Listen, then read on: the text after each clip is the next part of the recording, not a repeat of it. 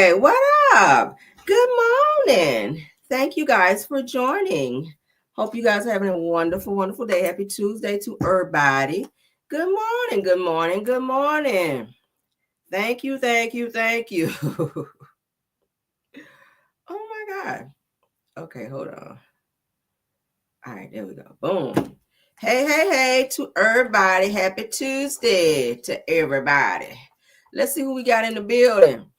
Let's see who we got in here. Let's see who we got in here. Sweet Essence is here. Tara is here. Good morning. Good morning. Rose Armstead, my backup mod, is in the building. Good morning. Good morning. Good morning, Angela Hunal. Good morning. Good morning, it's Cookie Dough. Erica Butler. Good morning. Good morning. Good morning, Carla Burrell. Good morning. Good morning, True TV Podcast, my backup mod. Good morning in the building. I see y'all. Oh, y'all rushed in here from 38 to 108. I thank you. Dorcas Williams, good morning. I hope I said your name right. Big Steak, good morning. She said, hey, Real, good morning, good morning. Miss Spoken for, I see you. Good morning, good morning, good morning. Nikki B, good morning. Dolores Campbell, good morning. Miss Key 100, good morning. Lori Eden, good morning. April Pearson, good morning. SD Warren, good morning. Mrs. Washington, good morning. Mashonda Jackson and AA Notary, honey. Y'all get y'all notary service done over there with Miss Jackson, all right? Brenda Gresham, good morning. Linda, good morning. This is Amora Miller, good morning. Pisces 1967, good morning. Judy Brown, good morning. Mary Giles, good morning. Essence 10 to 1, good morning. Deborah C, good morning. Really Real's Canadian best friend, I love your name. Good morning.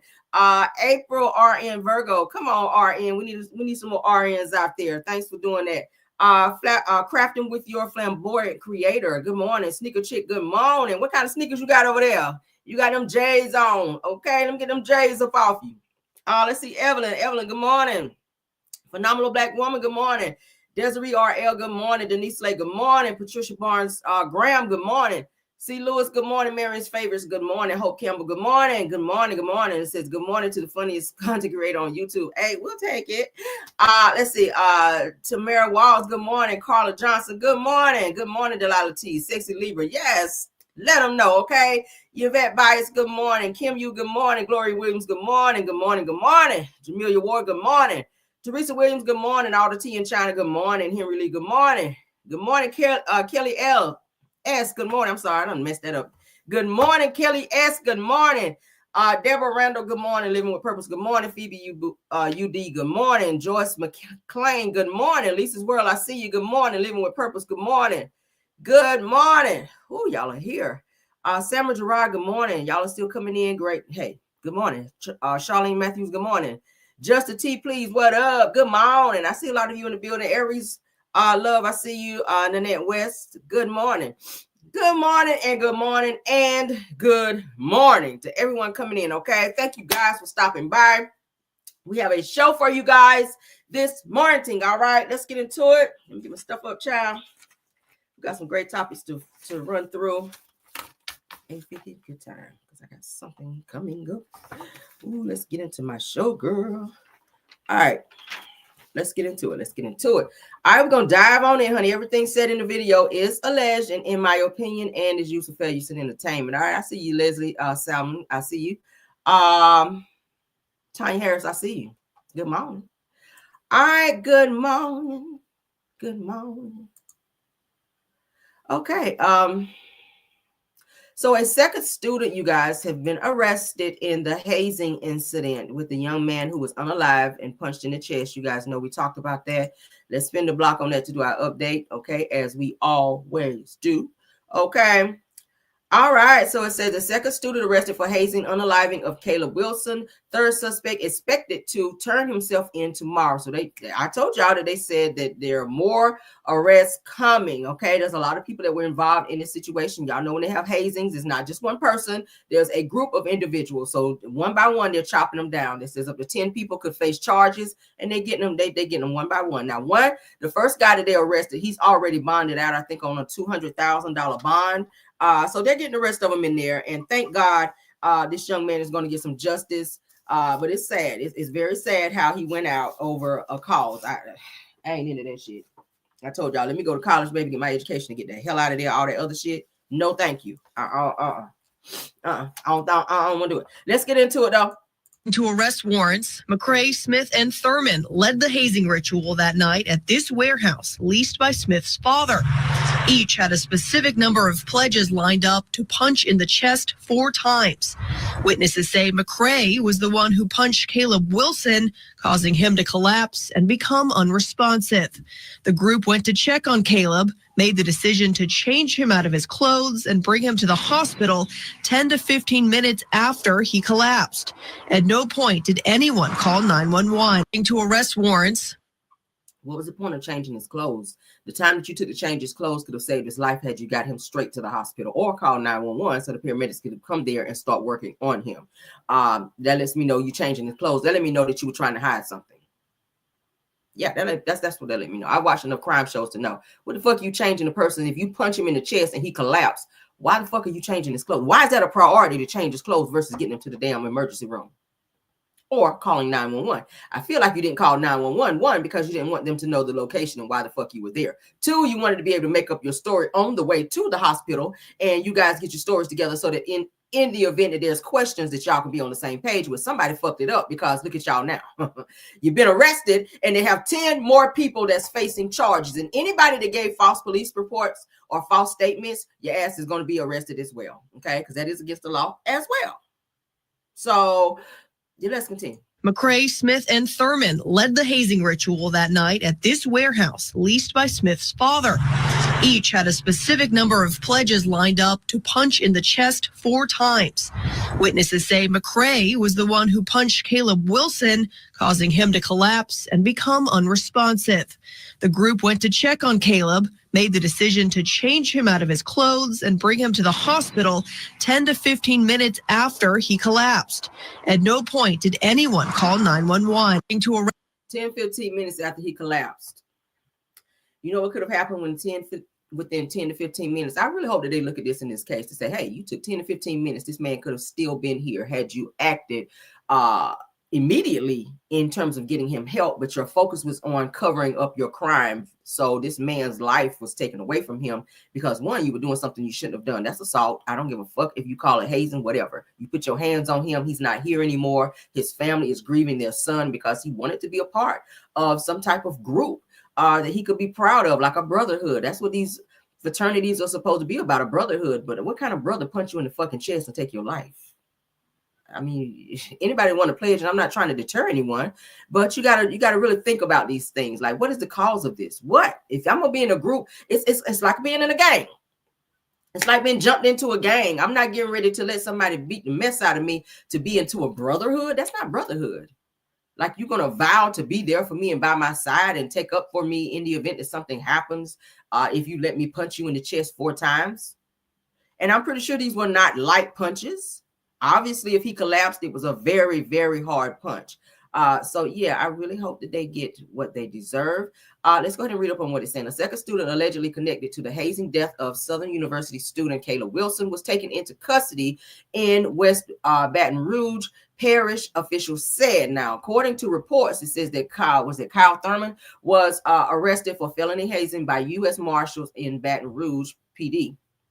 Now, authorities stated up to 10 people could face charges, and Thurman is the second person to be arrested. Now, as previously reported, during the hazing incident led by Omega Psi Phi members Caleb Gray, Kyle Thurman, and Isaiah Smith, McCrary allegedly punched Wilson 4 times in the chest before he collapsed and fell to the ground. Now, unfortunately, none of the men called 911. That's a crime. That's a crime, too. Says that Wilson was changed out of his clothes and taken to the hospital 10 to 15 minutes after he collapsed. Authorities are still searching for Smith, who is reportedly turning himself in on Tuesday morning. That's today. So we're going to see if he turned himself in. If he does not, I'm pretty sure they will have a warrant and bounty hunters will be on his ass. We'll see what happens with that. But that is the update on that. Okay. Let's get into this second part of the news portion of this topic. McCrae has been arrested now in connection to the alleged hazing death of 20-year-old Southern student Caleb Wilson. According to investigators, McCrae is a former Southern student himself, member of the Omega Phi Psi fraternity. He's facing charges of criminal hazing and manslaughter. Baton Rouge police say there will be a news conference about the investigation 10:30 this morning. You'll be able to watch it right here on WAFB. Also bringing you updates online as well. We're told officials will be considering charging possibly at least 3 people who were present that night, so more arrests could follow. Caleb McRae has been arrested now in connection to the alleged hazing death of 20. So that's that. Y'all see that? University student has died, and police are working to see if a fraternity ritual might be to blame. The student, 20-year-old Caleb Wilson, reportedly collapsed at Disbreck Park off of Sherwood Forest Boulevard. A source tells our team that it all happened during a fraternity ritual around 3 in the morning. Wilson was taken to Baton Rouge General on Bluebonnet, where he was pronounced dead. An autopsy is being performed to determine the exact cause of death. Wilson was a member of Southern's Human Jukebox Marching Band. So as you guys can see, they initially lied to the police by saying that the incident actually happened at this park. It did not. It happened at one of the guy's father's warehouse, and they did not want to give the real location because they didn't want it tracked back to them, and they probably didn't want their father to be in this mess as well, or have his business targeted in terms of people saying, oh, you know, that's where that young man was unalive, so we're just gonna say it happened at the park to avoid any accountability, which it sounds like what they tried to do. But of course, you know, detectives, they're going to keep pressing people, and eventually somebody's going to crack and tell the truth, which I'm pretty sure that's what happened, because when you start waving jail time in somebody's face, somebody's going to talk. I don't give a damn what kind of brotherhood. I don't care what kind of pack you have. Niggas gonna snitch when that jail time is become real, okay? Ain't nobody want to be sitting in jail for something somebody else did. If you witness some shit and you could talk your way out of that and you get no jail time, you should be talking. If someone's life was taken and you saw that shit, fuck a brotherhood. Talk, tell it, yes. And people say, oh yeah, snitches get stitches, but snitches be free while you in there guarding your ass. How about that? Look at it that way. I'm just saying, look at it that way. Look at it that way. Do you want to snitch and be free? Okay. Or do you want to be in there sleeping with your ass to the wall for 40 years? I mean, do the math. Carry the one. Yeah, I think being free and snitching might sound a little bit better, right? I mean, right. And we living in a day and age where you better tell they're giving out football numbers for stuff like that. Hell no. Bitch, I ain't about to sit in jail for 40 years for not telling on a nigga. That probably ain't gonna be my friend any damn way, and probably would not sit up and take up for me if the shoe were on the other foot. The nigga would be singing like a whole mass choir if it was my ass that did it. So you expect me to sit on your secret and you would not sit on mine? Hey, pull me in the room, bitch. It's gonna be like church. Y'all know what this mean, right? That mean the choir about the what? Woo! Did you see such and such punching old boy in the chest? Choir, rise on up, honey. Get on up, choir. Woo! Because we about to sing. Oh, we about to tell it all. Soon as they close the door, they ain't even asking me no questions yet, bitch. I'm gonna start talking. Okay? Y'all know how they do on First 48. Get them in that room.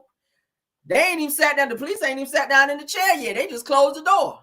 Bitch, I'm already. So let me tell you what had happened that last Tuesday. They be like, bitch, can we get the notepad out so we can, record all this shit down? Well, hold on. Like, damn, hold on. You ready to start snitching out? Yes, I'm ready to tell it all. Shit. I don't need no Coke. I don't want no bag of chips, bitch. I'm trying to tell it because I'm ready to go home. That's the kind of time I'm on. Raise the choir on up, bitch. I'm ready to start singing. That's how I'm gonna be. Y'all better start telling out here, okay? You better. If it come down to your life and your ass sitting in jail, bitch, you could, okay. All right, keep it up with the loyalty bullshit if you want to. You get to looking around that bitch. You know how long Yolanda Saldívar is up in there? Okay, we're going to talk about her ass here later, too. Who want to be sitting in prison? I know everybody just watching me on the sound of my voice. Y'all got shit to do, okay? You got shit to do. Like 40 years? 40 years being booed up with somebody that you don't really want to be booed up with? That's not a flex at all. So, bitch, hey, let's get the choir up, honey. Come on. Raise on up. Anybody that's been in church before, y'all know what this means. I mean, the choir, honey. And it's time for the choir. Come on, choir. Stand on up. All right. Yeah, you ain't got to close that door. Leave the door open. I don't give a fuck if the door is open or closed, bitch. I'm about to tell on everybody. Everybody that was there. I'm telling on who dropped us off.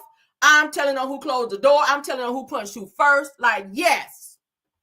If it mean my ass get to go home, let's get to talking, bitch. and write all this shit down because I ain't about to say it no more because I'm ready to go. All right, let's get into the next topic, child. All right, so Porsha is talking about her damn divorce. So she's sitting down with Andy Cohen, her boss, and Porsha Williams gives an update on her divorce and says that Simon walked into being detained, attempting to attend final divorce hearing, child. Okay, let's get into it because she's telling all her business, baby, and I am right here to listen. Tell me all your business. Shut your mouth and tell me all your business, girl, because I want to know. Yes, girl. In the famous words of Joe, I want to know. Let's go. Current status of your divorce from Simon. I is still married. You are. Mm-hmm. It was about to be over, and then unfortunately he had been detained. So is he? Yeah, I read that he was detained. He is detained where? In Atlanta. He's not Atlanta, but in Georgia. When you say detained, well, is he like in a facility? So he's in a Stewart facility. Wow. So our last court date, he requested for it to be in person. I didn't want it to be in person because I kind of knew the climate. Okay. And unfortunately, he walked into it, but I think he'll figure it out. And oh boy, I wish him well, and I pray for him and his family, and maybe they can figure it out. That means I don't give a fuck. Porsha, damn, really? Could it be more obvious? Like, girl, I hope they family, girl. I hope they figured out. You know, I ain't want to go to court because I knew the climate, but you ain't know the climate when you married the nigga. Girl, you didn't know the climate when you was marrying this nigga. Like, you didn't know that he couldn't get no, immigration was on his ass when you met him, and he could never get no damn citizenship. So you didn't know the climate then, but you concerned about the climate now. It's the same shit, girl. It's raining, girl. It's storming. It was storming when you met him. He ain't had no fucking money, and you knew that. He couldn't get no immigration. The only reason he married you was so that he could stay in the U.S. longer. And you fell for that bullshit and married this nigga twice over there on this shit with African music playing. Looking stupid as hell. Now you sitting on the show. I don't know. I don't know. I just want to move on with my life, and I'm sorry. I just want to move on with my life and just do me. You know, this whole Simon thing is it's too much for me. Girl, it was too much when you met the nigga. Nobody told you to go up over there putting on that skimpy little bathing suit when he was over there with Fallon over there in the pool twerking so he can look at you. And you was, then planning to take that man. You already knew what you were doing. And that's why your ass is in the position you're in. You're learning to stop looking for men just for money. All right? For real. You only got with Simon thinking you was about to come up and be living like Shamia is living right now on Real Housewives of Atlanta. You really thought you struck gold like Shamia did. Shamia struck gold. You see her house? Girl. Y'all been anybody watching Real Housewives of Atlanta? Y'all see Shamia house? Girl. Shamia struck gold. Girl, she went from being a cheerleader? Look at her in a $9 million home. With a husband who, I think she said he does HVAC or something like that. He make a coin, baby. They going. Double R's in the headrest. Y'all know what that means. That's Rolls Royce, baby. Yes, God. Rolex on your wrist. Arm is froze. That's called ice. For those of you who don't know, street lingo. We know it. All right. But anyway, so yeah. You mad, girl. You mad because you ain't strike gold. Because you married Simon's dusty, Fraggle Rock looking ass. Damn, Porsha. Anyway. Status of your divorce. Girl. Let's move on, child. Speaking of Porsha, there's more. She's upset at Drew Sidora and saying that Porsha said that Drew is trying to film with Dennis on Real Housewives of Atlanta and trying to complicate her life. She goes on to say that she's also claiming that Drew tried to set up a photo shoot with Go Naked Hair without her knowledge. So she is going in on Drew Sidora, child.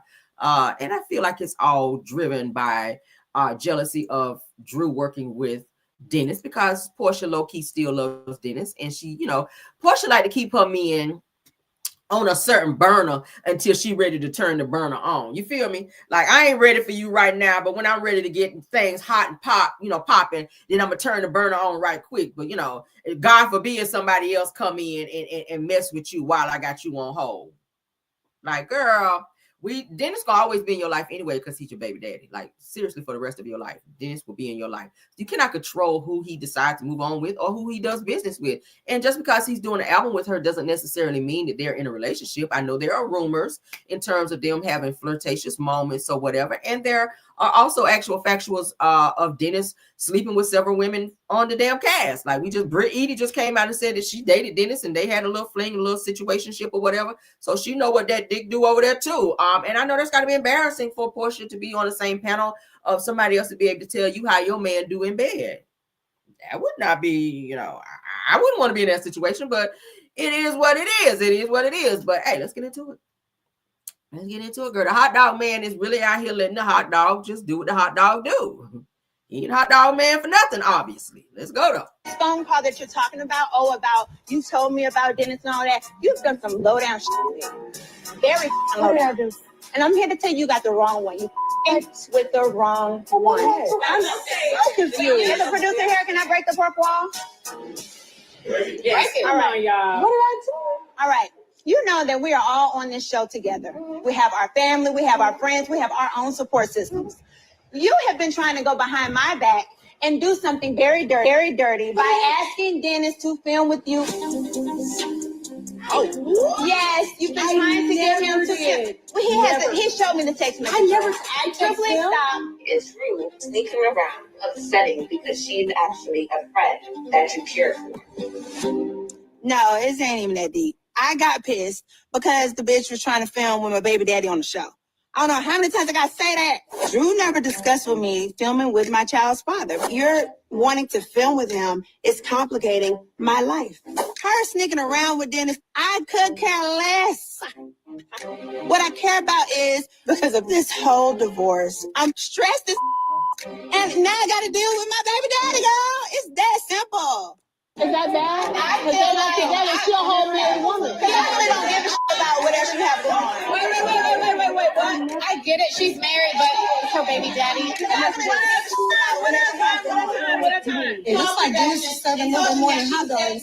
What was the second part? The second part was she called production and it said it looked like Dennis is serving a little bit more than hot dogs. That's what the girl said. I was like, oh, okay. Told them that she was setting up a photo shoot for my company, Go Naked. I am running an amazing photo shoot for Go Naked. Nobody asked you to film a photo shoot for my company. Are you insane? You are an I didn't know that was an issue. Are you crazy? You have a contract to wear hair.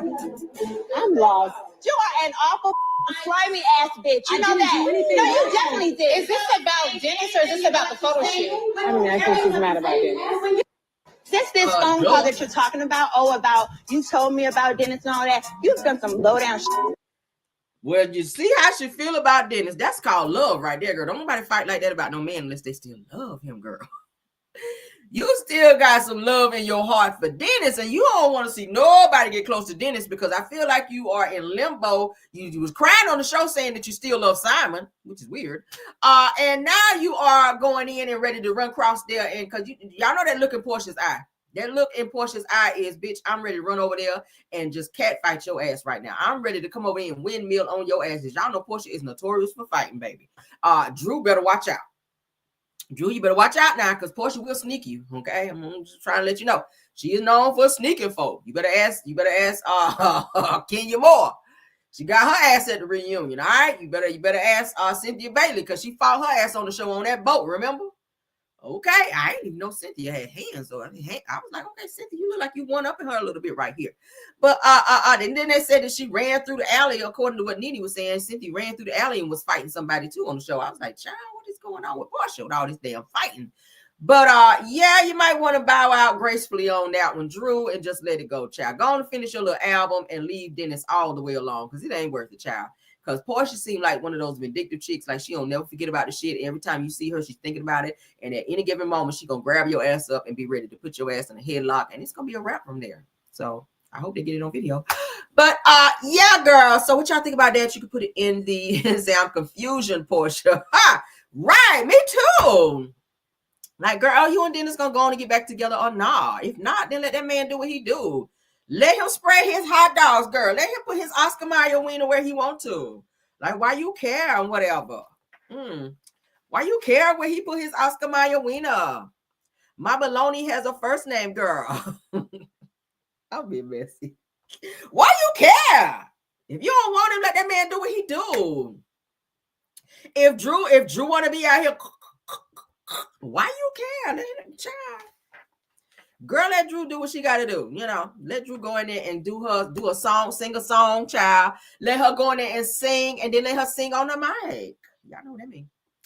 Yes, girl, go in there and sing in the studio, like, get on that shit, and then, you know, that's what you got to do, girl. I don't know. I'm just trying to help you out. I don't know. And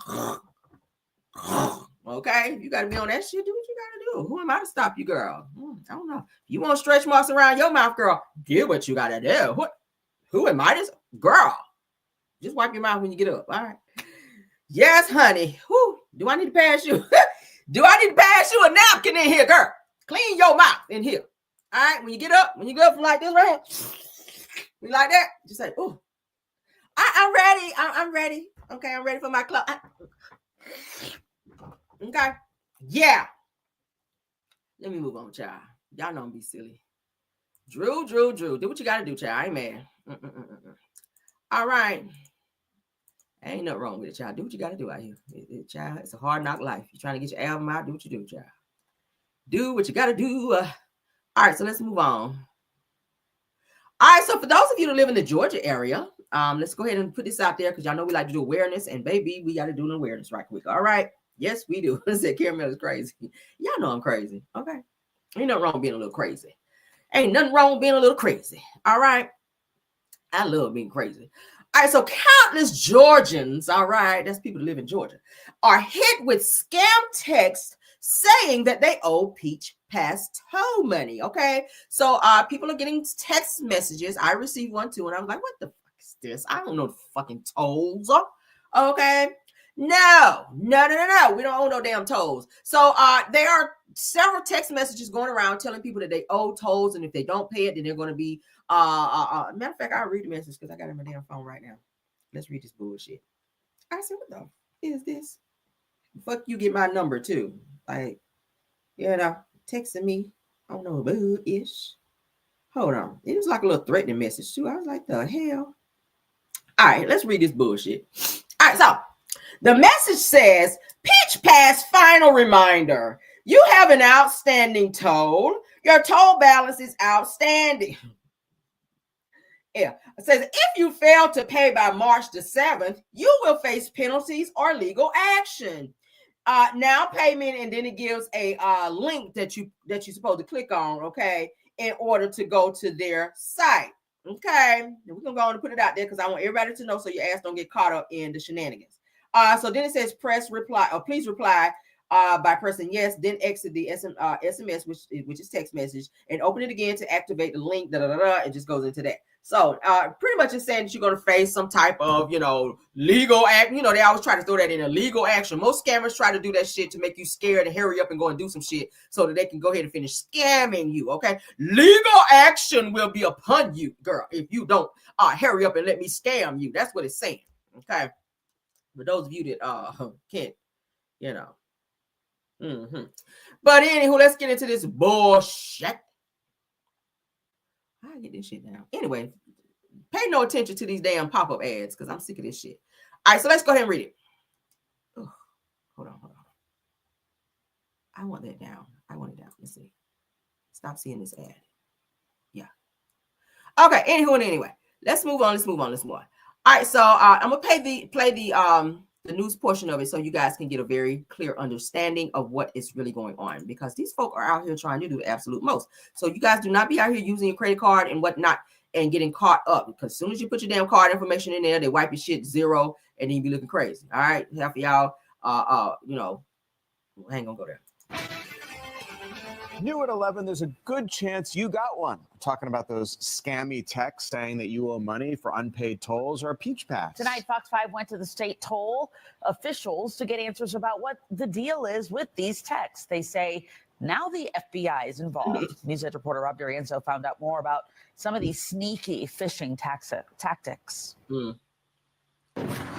All day, people have been texting me screenshots saying, Rob, I got one too. So why do the scammers pick now to target Georgians? And is there anything you can do about it? Here you go. One after the other. This is not Peach Pass. This is not the State Road and Tollway Authority. The State Road and Tollway Authority says its phones have lit up with people asking about this text about an outstanding toll. If you don't pay up, it threatens penalties or legal action. Unfortunately, we do have people who have succumbed to this and they've clicked on the links. That's why the state agency is warning everyone. Do Great. Sorry for the egg, guys. not click. We will not be asking you to pay any invoices, to pay any bills, to pay for any late tolls. That will not occur in any kind of text message from Peach Pass. They say they're now working with the FBI to get to the bottom of where they're coming from. The URL in the text looks legit at first, mypeachpass.com. But then look closely. There's a bunch of random characters after it. Don't think that because you see mypeachpass.com embedded in the domain name that it's us. Scammers are trying to essentially game that human psychology. Rajiv Garg is an associate professor of IT at Emory. He says not only should you not click the link, don't respond either. Anything you say could be used to target you. I want to know who you are. And once you validate by responding, now I can target you even more. The best advice is to click report junk and then delete it. That way your carrier can track it. And they're getting creative with the technology that they're using. So make sure that you protect yourself. And if you do actually owe money on a toll or a Peach Pass, they say they will always mail you the old-fashioned way, a hard copy. They say if you still have any questions about that, call them. They will be happy to verify it. In Atlanta, Rob DiRienzo, Fox 5 News. Y'all hear that? So just letting everybody know, because I received one too. I said, I know if I receive one, I know other people have as well. So for those of you that live in the Georgia area, if you received a text message like that, kindly go down to the bottom of that message and click on report junk so that that can be reported to the necessary person that needs to handle that with your carrier, as you just heard them say. And of course, understand, and it's the same way with IRS. Y'all know this is around tax season. There's a lot of people that's going to be out doing scamming stuff. If you're getting any type of text messages from the IRS, they don't do that. Any type of communication is done from the IRS is done through mail, just like through Peach Pass, as you guys just heard. If you owe a toll, they're not going to text you and say, hey, you owe this, please pay it today or else. No. Go to your good old mailbox, honey. All right, go on out there to your good old mailbox or your P.O. box or wherever you get your damn mail at. And it should be there. That's where you will get the communication from Peach Pass and IRS and any other business that use any type of billing, okay? They're not going to do that shit through text message. It's going to be done through, the mail, good old mail. The person that drive that little box, that little box van and put that shit in your mailbox, that's where it's going to be. Don't be out here getting suckered up, child, by these suckers out here that's trying to get a quick coin and shut your damn account down. All right, don't fall for it. Do not fall for it. So we're going to always give you guys the awareness up over here on the What Caramel Real Show, on the Caramel Show. All right. I don't know why I just did that. I don't even know why I just did that, but that's some awareness for your ass, okay? Because child of folk be out here trying to get you. You never get me, honey.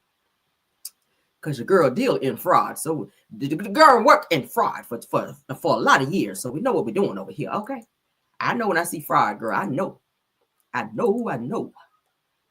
I see fraud. You can never get ahead of me. I'm always a step ahead on that bullshit. As soon as I saw the shit, I was like, the fuck?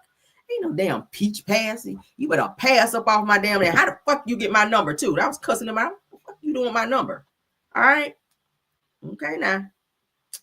But let's carry on. Fuck out of here. Calling my damn number on some damn man. You're not gonna, if I don't get a church but $1, you know you ain't getting shit. Damn, I ain't even want to go there.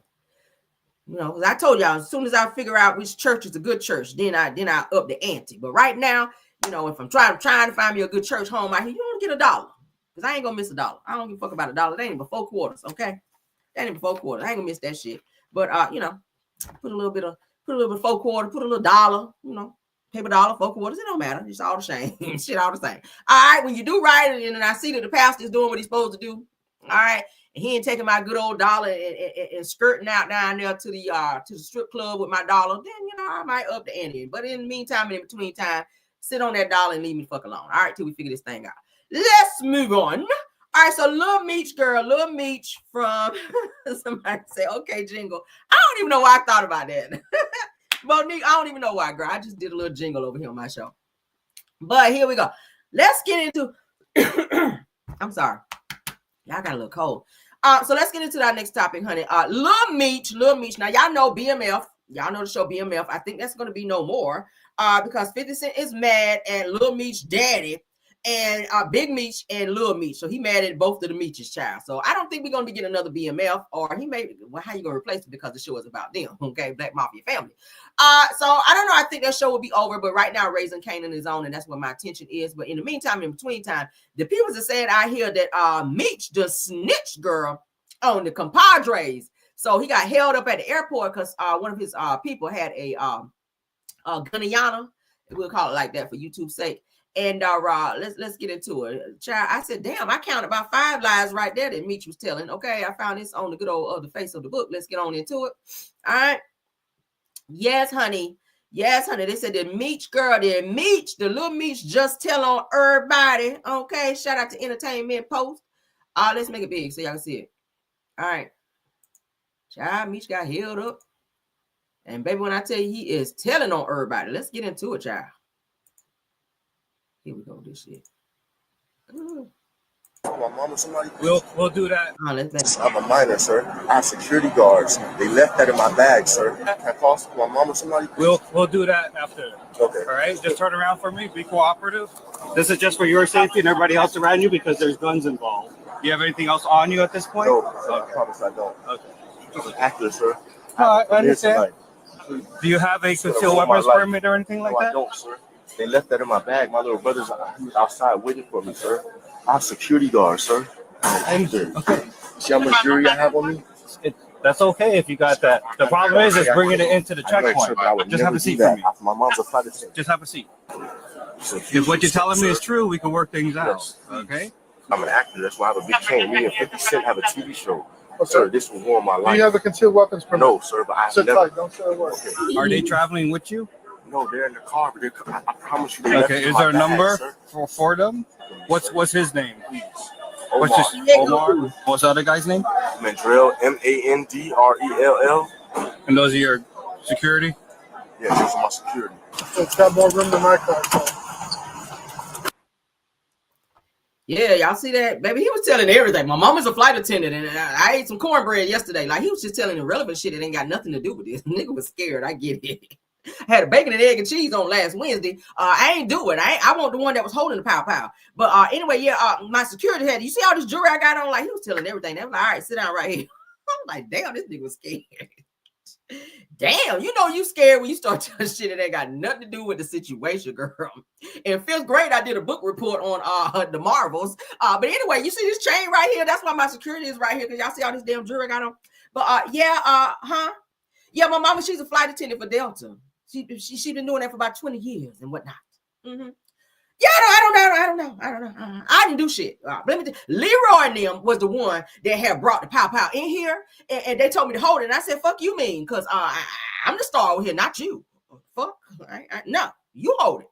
Okay, that means when they catch us, nigga, they get you and not me. Okay, that's the goal. The goal is for me to get away and y'all get caught. That's how that shit works. Okay, I'm the star, not you. Remember that shit. All right. Yeah, you hold on to the pow, and I'll get the lies together. You hold the pow, and I'll get the lies together. All right. That's how this shit works. And don't up and fucking try me no more on that. All right. That's all you gotta do. Regulate that shit. All right. Period. This nigga telling everything. I'm serious. When you scared, that's how you be. The police pull your ass over. Hell yeah, you be talking about how you doing, officer? And that bottom lip always be on this shit here. How you doing, officer? Yeah, I do have a license and registration. That be y'all ass scared as fuck, and they did nothing. Don't even be guilty and be scared as hell. You would have thought y'all had about 20 kilos in the trunk. The way y'all ass be so fucking scared when the police pull y'all over. Black people anyway. White people, y'all be on some other shit when y'all get pulled. What? Fuck what? What? That's how y'all talk to the police. I be like, why we can't do that? I be wanting to holler at the police. Shit. I want to holler at the police too and go home. Only white people can do that. White people, why do y'all get to holler at the police and y'all get to go home, but we don't? Why is that? I want to holler at the top of my lungs and fuck out of here. I want to say that shit to the police too. Y'all see how that flew out? I love that. I want to say that to the police. Yeah, could you step out of the car? I'm not stepping no motherfucking where. I mean, shit, my crock pot is on right. I got shit on in the oven at the house. I'm cooking some shit in the oven. I gotta go. Give me the fucking ticket. That's how white people talk to the police. Snatch the ticket and everything from the police. Get the fuck out of here. That's how you talk to the police. Damn, I would love to do that shit. Oh, Lord. Police put me over like, have an attitude like hell. Did y'all see the video? And I'm gonna have to put it on here one day where this man went off on this white dude, of course, went off on the police. They were trying to pull his ass over. This nigga drove all the way to his house, got into his driveway, got out of the car. Police blocked his driveway. That pissed him off because he was like, his wife is coming home. I know y'all probably saw the damn video, and I'm gonna have to pull it up for you guys. Funny as hell. He cussed that police officer out for filth. Do you have your license registration? I did. And he had that real country accent. Like, what is going on here? So he goes to his wallet. He getting his stuff out of there. He's snatching stuff around. He's mad as hell. So he pulls his license out, and the police was like, all right, can I get him? You better not fucking touch my license. You can see him. He holding like this. You can see him right here. You better not fucking touch my license. You can see it right here. You bet. I was like, oh, we would have already been on the ground getting tased on that shit right there alone. Oh, y'all get away with too much, white people. Y'all do. And I'm mad about that shit. I want to holler at the police. That's all I'm saying. I want to talk shit to the police. And yeah, you know, I'm like, yeah, I got some white in me somewhere. I don't know. Shit. Don't take it out on me. I'm white somewhere. All of us is mixed with something. So we should be able to get away with that shit. Right? Black people, we all mixed with something. Even though you say you're African American, you are mixed with something. So you should get away with some shit. That's how I feel. I want to holler at the damn police and go off on their ass and snap on them like everybody else. Okay, if Juan and Alejandro and their ass can do it and run from the police, hell, I should do it too. I should be able to do it too. Hell yeah. What you gonna do? Call ICE? I'm supposed to be here. Okay, it's a whole lot of motherfuckers that don't though. Work on that. Let's get into the next topic though. All right. So this topic here, this probably gonna make me mad because I done saw the video and I cannot stand when somebody be crying and lying. Like them two right there don't go together. Crying and damn lying. Bitch, we already saw you reach back like this. We talked about this shit yesterday. Now she back, okay? Virginia high school track runner who hit her opponent in the damn head with a baton just cracked her in the back of the fucking head because she was passing you in a race. She is causing it an accident. No, it's called an incident that occurred, not an accident, girl. There's a difference. There's a difference between accident and incident. The incident that occurred where you reach back like this on camera, mind you, on camera, girl. It's on camera because we saw it. We're about to see it again. When you did this shit here and bow. Okay, that's intentional. She was crying. Just because you cried don't mean you're telling the truth. A lot of people need to understand that. Understand it. Just because you're crying and lying, it don't mean that you're telling the truth. All right. It don't mean that you, says that I would never hit someone on purpose. That's the first lie right there. Let's get into this shit. I said, bitch. Let's get into it. Desk. The indoor track and field season came to an end at Tuesday over at Liberty University for Class 3. But for one Brookville runner, the end to her season came a little earlier than expected thanks to a vicious in-race attack. Now she and her family want to know why. There's no doubt Kaylin Tucker loves running track for Brookville High School. I'm very competitive, so I like racing against people or like winning a title and stuff like that. Already in the Class 3 state finals at LU, Tucker set a new meet record in the 55-meter dash. Now things were looking good for the Bees Junior in the 4x200. Her mother, Tamara Tucker, had a front row seat to the action. We're used to watching her just pick up where there's any slack. So as she was coming through the curve, I was like, I told my husband, I said, she's doing what she do. She's going to be all right. They're going to get back where they need to be. So on the back curve, I had kind of got cut off when I tried to pass it the first time. So I let her go ahead. So I knew like when I got fully on the curve that I was just going to have to push through and pass her. Desk. The indoor track and field season came to an end at Tuesday. Then out of turn 4, a strike with the metal baton to Tucker's head sends her reeling. Officials immediately disqualified the team from IC Norcom, but the damage was done. I still can't believe it. I'm still in shock. Like everyone's texting me, checking up on me, and I appreciate that. But like, I'm still trying to take it all in. I can't believe it happened. Tucker's now dealing with the effects of a concussion and a possible skull fracture. Now all the Tuckers want is an apology and an explanation. Why did you do it, and why haven't you apologized yet? Now, Tamara. Fucking apology. Why you ain't wrote that check yet? That's not a fucking apology. I don't give my no damn apology. That check sound good though. I can get over it if the check right. Bow.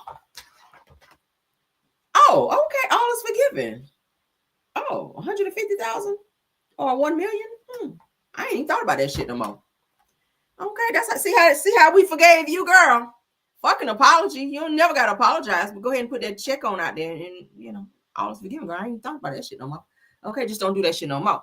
Okay, and the next race that we do, I'm probably gonna stick my leg out and trip your ass down. Okay, and I hope you be running as fast as you can too, and you're gonna eat up all this shit right here. All right, your nose gonna go up like that when your ass fall. Yes, it will. Your nose is gonna be fucked up like Tamar Braxton nose when your ass come up. All right, that's how you gonna do for that shit.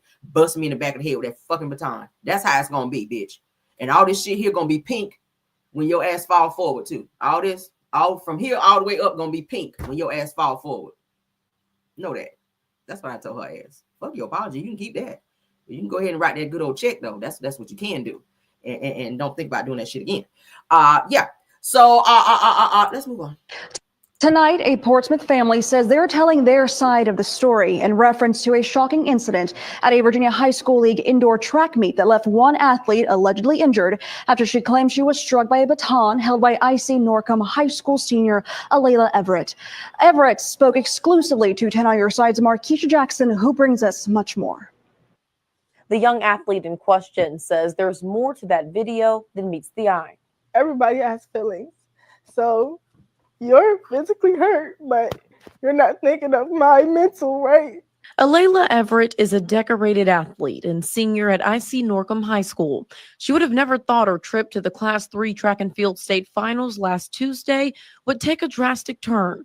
They're going off of one angle. Alayla visibly emotional because of this video from the meet. This was a 4x200 meter relay race, and she and a Brookville High School athlete were rounding a curve on the track when they nearly collided with each other. Tonight, a Portsmouth family says they're telling their side of the story in reference to a shocking incident at a Virginia High School League indoor track meet that left one athlete allegedly injured after she claimed she was struck by a baton held by IC Norcom High School senior Alayla Everett.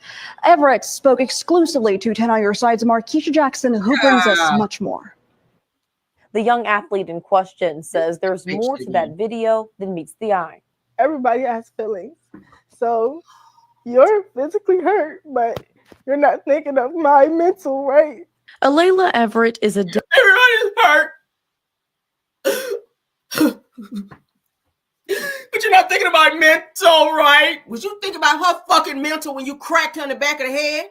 How that shit might have hurt her? Why everybody the victim when they do some shit?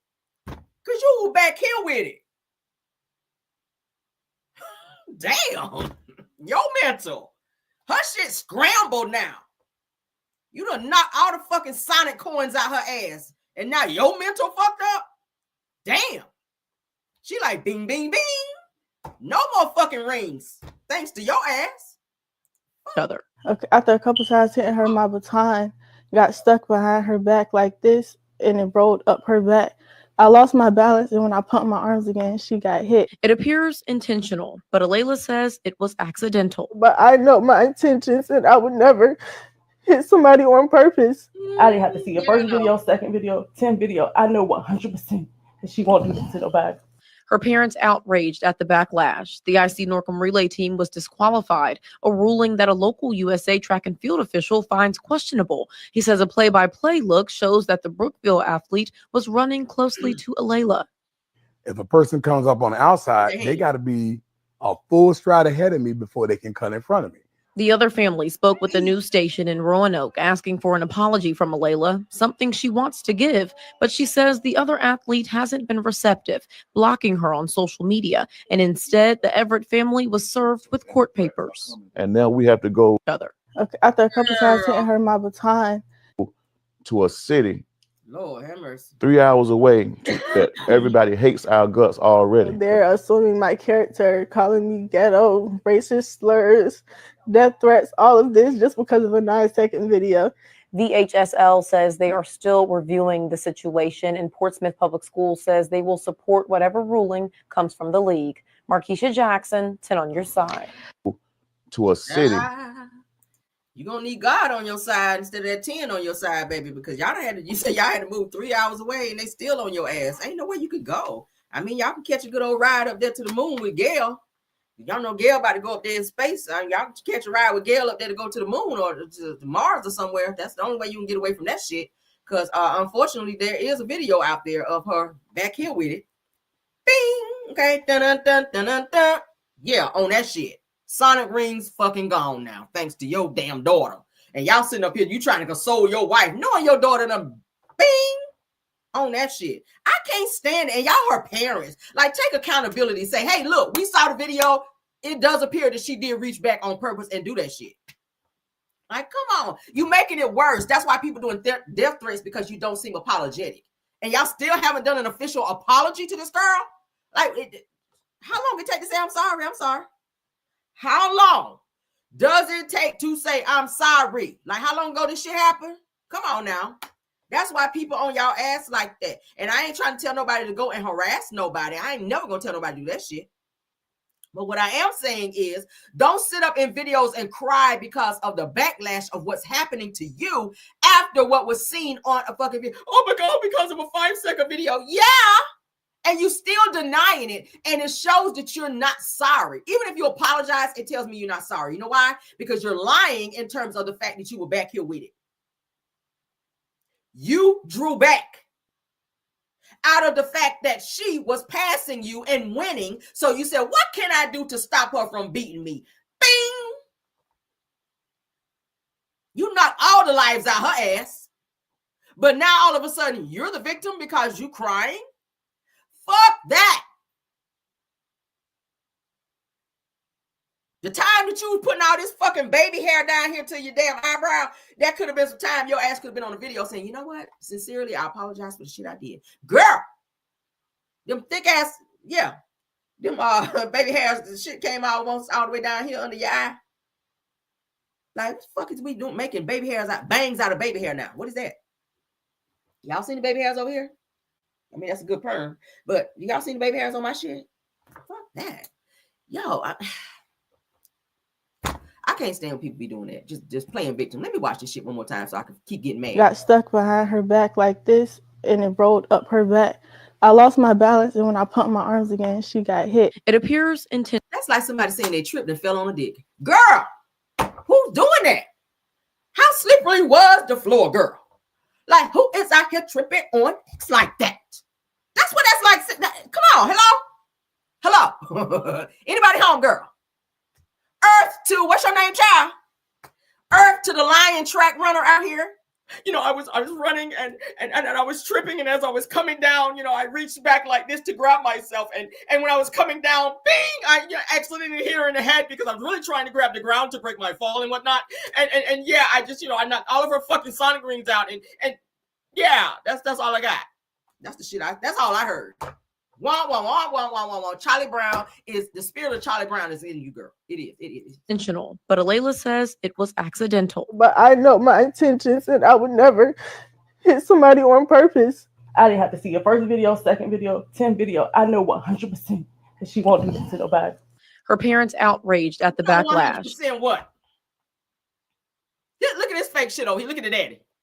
Y'all, it's like y'all practice this shit in the mirror. I can't. I can't with the fake shit. Like, I can't. Just apologize.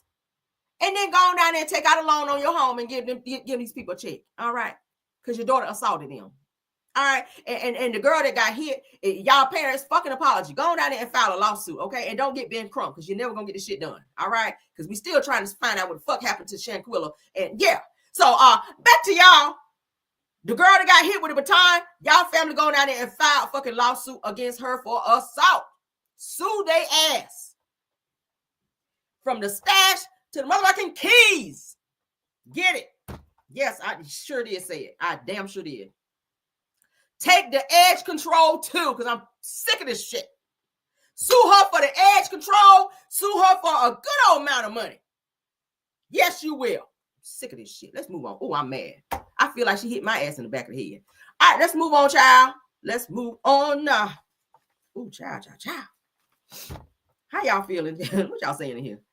Child said they all faking, and they are. They are. I said baby hairs be thick as sideburn, not the sideburns, girl. Child, they put some gel on everything, right? Girl, what are you trying to get, some finger waves or something? What is that? No, ma'am. I rest in peace to, let me go ahead and put this declaration out there. Rest in peace to baby hairs, okay? This is 2025. Planes are crashing. We ain't got time for that shit this year, all right? If you're out here on the baby hair bullshit, and that's what we're gonna call it, the baby hair bullshit, 2025 is here. We ain't doing that shit no more, all right? Rest in peace to the fucking baby hairs. Throw your gel away, okay? Damn, you don't need it. You don't need that shit. Comb that shit back. Why is you parting right here and swirling that shit like a snake and putting 10 pounds of gel on it? Fuck out of here. I'm sick of that. I'm so sick of seeing that shit. Whoever created that, I don't even want to say. I don't even want to say. Whoever created that shit, please go far away from me with that. Bullshit. The baby hair bullshit. That's what we gonna call it. Yes. I'm sick of that. Ooh. All that damn gel caked up on the damn side. Looking a hot damn mess, a boiling mess, a hot barbecue sauteed grilled mess. Is what that shit is. I'm sick of it. Let's get into her.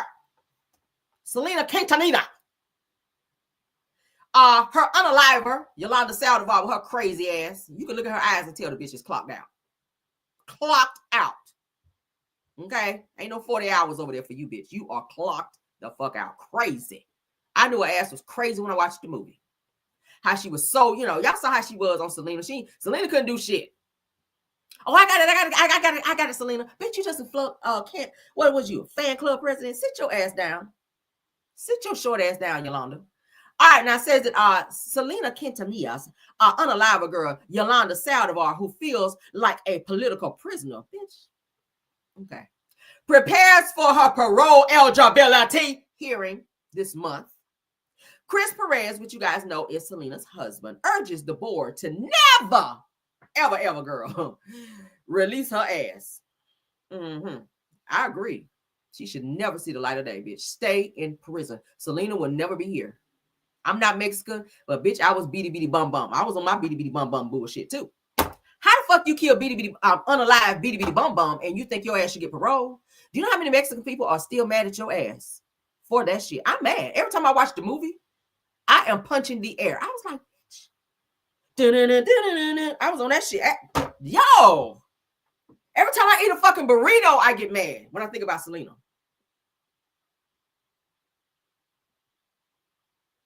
I'm about to break down right now. And y'all know I don't even cry. I don't even be on no crying bullshit. I'm mad right now. And the fact that you think that your ass should get out a political prisoner, girl, let's get into this shit, y'all. Oh my God. Okay. All right, so Selena Quintanilla's grieving husband, Chris Perez, warns against Yolanda Saldívar's parole request. He says, and let's read it, girl, because we got good reading skills, says, I don't want her release to happen because of what she has done and how many people she's hurt, including me. All right, I added that. Says that Selena is no longer here with us. All right. But I've also gotten to see the pain that it has caused her family and to, of course, myself. All right. Yes. It goes on to say that just seeing the hurt and the ups and downs that we have still gone through, says that it's something that to this day really upsets me, and that that's understanding. That's understating it. I'm sorry. Oh, it says that I don't think that I'll ever not feel this way. Me either. Okay. Says that I live with knowing all the things that me and Selena, Selena's, y'all remember in the movie, they said Selena's could have done together, and that she could have done as an artist, as a businesswoman, and as a woman coming into her power. What she could have become, I mean, is just all those things combined. That's why I don't feel like it should ever happen. So he is letting the board know, this is his statement, letting them know, do not let her out, girl. Do not let her out, because the bitch is not sorry for what she did.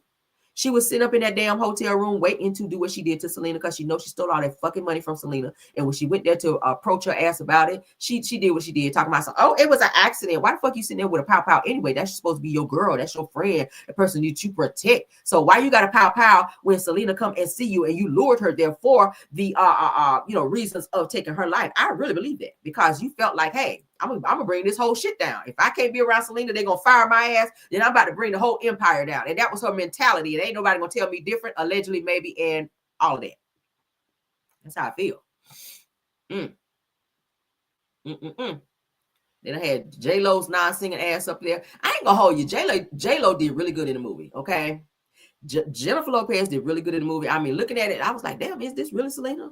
Like, when you're looking at a movie and an actress can pull it off like that to where you're looking at them like, damn, is this really Selena? Like, she really nailed that shit. I ain't gonna hold you. All right, I ain't no huge fan of Jennifer Lopez like that. But this shit was very sad. I can't even tell you how many times I've seen the movie Selena. I cannot tell you. I love that damn movie. All right, I'll be right up there dancing and doing all that shit, okay? All that shit. That'd be me, girl. I'll be Mexican throughout the whole fucking movie. You would never know the difference. All right. Caramel Saldivar, not Saldivar, shit, no. Caramel Alejandro. That'd be my ass through the whole movie. But let's see. Girl, y'all be Mexican. Look at this shit. See how she was? Selena couldn't even talk. Why you got the mic? You just a fan club president. Why? See, Selena's supposed to have the mic. You got the mic. That let me know. You came in the door in the gate trying to take over. Why you as a fan club president? What the fuck you doing with a mic? Give the mic to the singer, to the star. You ain't no fucking star. Ooh. Lord have mercy. This child, So Selena can't live, child, Perez girl, that's too many L's. Her unalive Yolanda Saldívar sparked social media backlash with docuseries. Now, I watched the docuseries and that shit made me mad all over again. I said, Lord, if I didn't want to get the people in here to fix my house, Jesus, I will punch a hole in this wall, Lord. Yes, I will. Girl, knuckle to the wall. That's what I wanted to be when I watched that damn docuseries. And I said, I know this bitch ain't sitting up here and her family talking about she deserves to be on, Yolanda has, because you know everything they say, child. They got to roll their tongue. Yolanda has had a lot of rehabilitation. I was like, bitch, what? She had a lot of what? She has been institutionalized, because they always add extra L's when they talking to Mexican people. Nothing against Mexican people. I love y'all. Y'all food is good and all that. Okay. Shout out to the burritos, tacos, all that. Yeah. Yeah, she's been institutionalized, and I believe that she's been in there 147 years, and I think that she served her time. I think Yolanda has served her time, and she deserves to get out because Selena, she analyzed Selena like 50 years ago, and there's no reason for you guys to keep her in there when she could be out and live her whole life. It's not fair. Bear, like the one that be in the woods, or fair? Like the shit that's not fair to her ass get out. Like, what is that? Back into it. But yeah, and I believe that Yolanda, she shared her life while she in the prison. And I believe that, she when she get out there, she can get a job and she can do what she need to do. And it just don't make no sense that, ever since the movie was out, people still hate Yolanda. Yeah, bitch, forever. Right here. It's forever for me. Right here. We're hating Yolanda. I hate her forever. I'll say it right here, and I don't even hate nobody. Yeah, I'm mad at that shit. I'm mad because I was a background singer for Selena when I watched the movie. Okay, I was watching the movie and I was Selena background singer when I watched the movie. Okay, yeah, girl. I can fall in love with you. I was on that shit. I was like, ooh, baby. Hey! And I know it's not right. I was like, yes! Girl, it was not right. Shit! Oh, Lord, don't take me there, Lord. Don't take me there, Jesus. Because you got to put your hand like this. That's how Jennifer Lopez did, because she always be off key. I said, bitch, you better keep your hand up there, because you know how you be, Jennifer. Now, you playing Selena, bitch, keep your hand up there. Because you know how you be off key a lot. Jennifer Lopez can't sing for shit, okay? Are you Ellie? And the game don't change me. That's her. Then her ass in the movie. I can fall in love. I was like, oh, hold up. That was my shit. I'm gonna watch that shit today. I'm gonna go down there and pull it up today. I swear to God, I'm watching Selena today. Every time I see that part, I be like, what the fuck is this? I can. I was like, why you gotta do your mouth like that? I don't know, y'all. I'm feeling silly this morning. That shit was so fucking stupid. I said, yo, in love with you, I can fall. I was like, oh, you ain't holler right there, did you, girl? Selena, anything for Selena's. Selena, I'm hating Yolanda for you forever, okay? Anything for Selena's. Ooh. Y'all, I'm sorry. Let's continue. Oh, I'm trying. Jesus. All right, let's get into it. All right, so Oxygen True Crime says that convicted unaliver Yolanda Saldívar and her family members reveal new information about the friendship between the two women and the days leading to Selena Quintanilla's unaliving. All right, so Oxygen True Crime, this is what they had to say. Selena is dead. Police say she was gunned down in a Texas motel by a fan. Yolanda Saldívar. An artist killed by their fan club president? This is like, come on. This doesn't happen. Family members say Saldívar was embezzling money from the fan club and that Selena was shot while trying to fire the woman. Yolanda Saldívar killed Selena intentionally and knowingly. I know she did. I don't see this shit. Let's move from this. Evidence shows different versions of what was going on. Oh, yeah, we can't watch that, John. For those of you that didn't get to see the docuseries, going over there and get mad like my ass was, okay? Don't hit no walls though, because I don't, don't be blaming me to my camera. I broke my knuckle for you, girl, not for me. But anyway, so Yolanda Saldívar, okay, has been saying over 25 years. This is what the people got to say, because they mad too. They outraged like me, girl. Okay. All right. So Yolanda Saldívar, girl, her has been saying over 25 years that Selena had this Bing series. Okay, what is that? This big secret shit. I can't even read them, so mad. I don't know if you read like Tisha. Selena has said that this big secret, girl, as if that justifies her unaliving, okay, and yet has never said what the secret was. Girl, what is the secret? The secret is you are motherfucking crazy, and I'm gonna say it and pardon my mouth. All right, that's the secret, that your ass is fucking crazy. It's given that Yolanda is still trying to hold on to some type of attention as connected with Selena. That's what it is. You are she was so obsessed of that woman. You could tell the way she looked at her, the way she was so controlling, didn't want nobody around her. Like she was security, the fan club president, her secret lover, all that.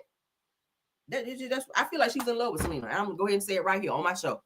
I feel like that you were in love with Selena. Anything but Selena. That was your ass. I want to know who green lighted a Yolanda Saldívar documentary, because we ain't watching it and we have zero sympathy for her. Same here. Same here. Lord have mercy. This person said, I'm honestly shocked that the Quintanilla family, honey, didn't sue Oxygen and is allowing them to give this unaliver a platform. Now I gotta read this shit in chat. Pero bien cool, when her widowed husband wanted to make a series about their love life. See, I read that in Mexican, y'all. In Spanish, rather. Yeah, girl. I feel that way too. What was that shit there? Pero bien que hablando Quintanilla. Yeah, I meant that shit too. Whatever it meant. I don't even fucking know. But so Selena's father, girl, Abraham Quintanilla, slammed the docuseries. All right, I'd have slammed it too, honey. Just like Ric Flair, I'd have slammed that shit. All right, but she is trying to get out. Yolanda Saldívar is trying to get, somebody said, say it again.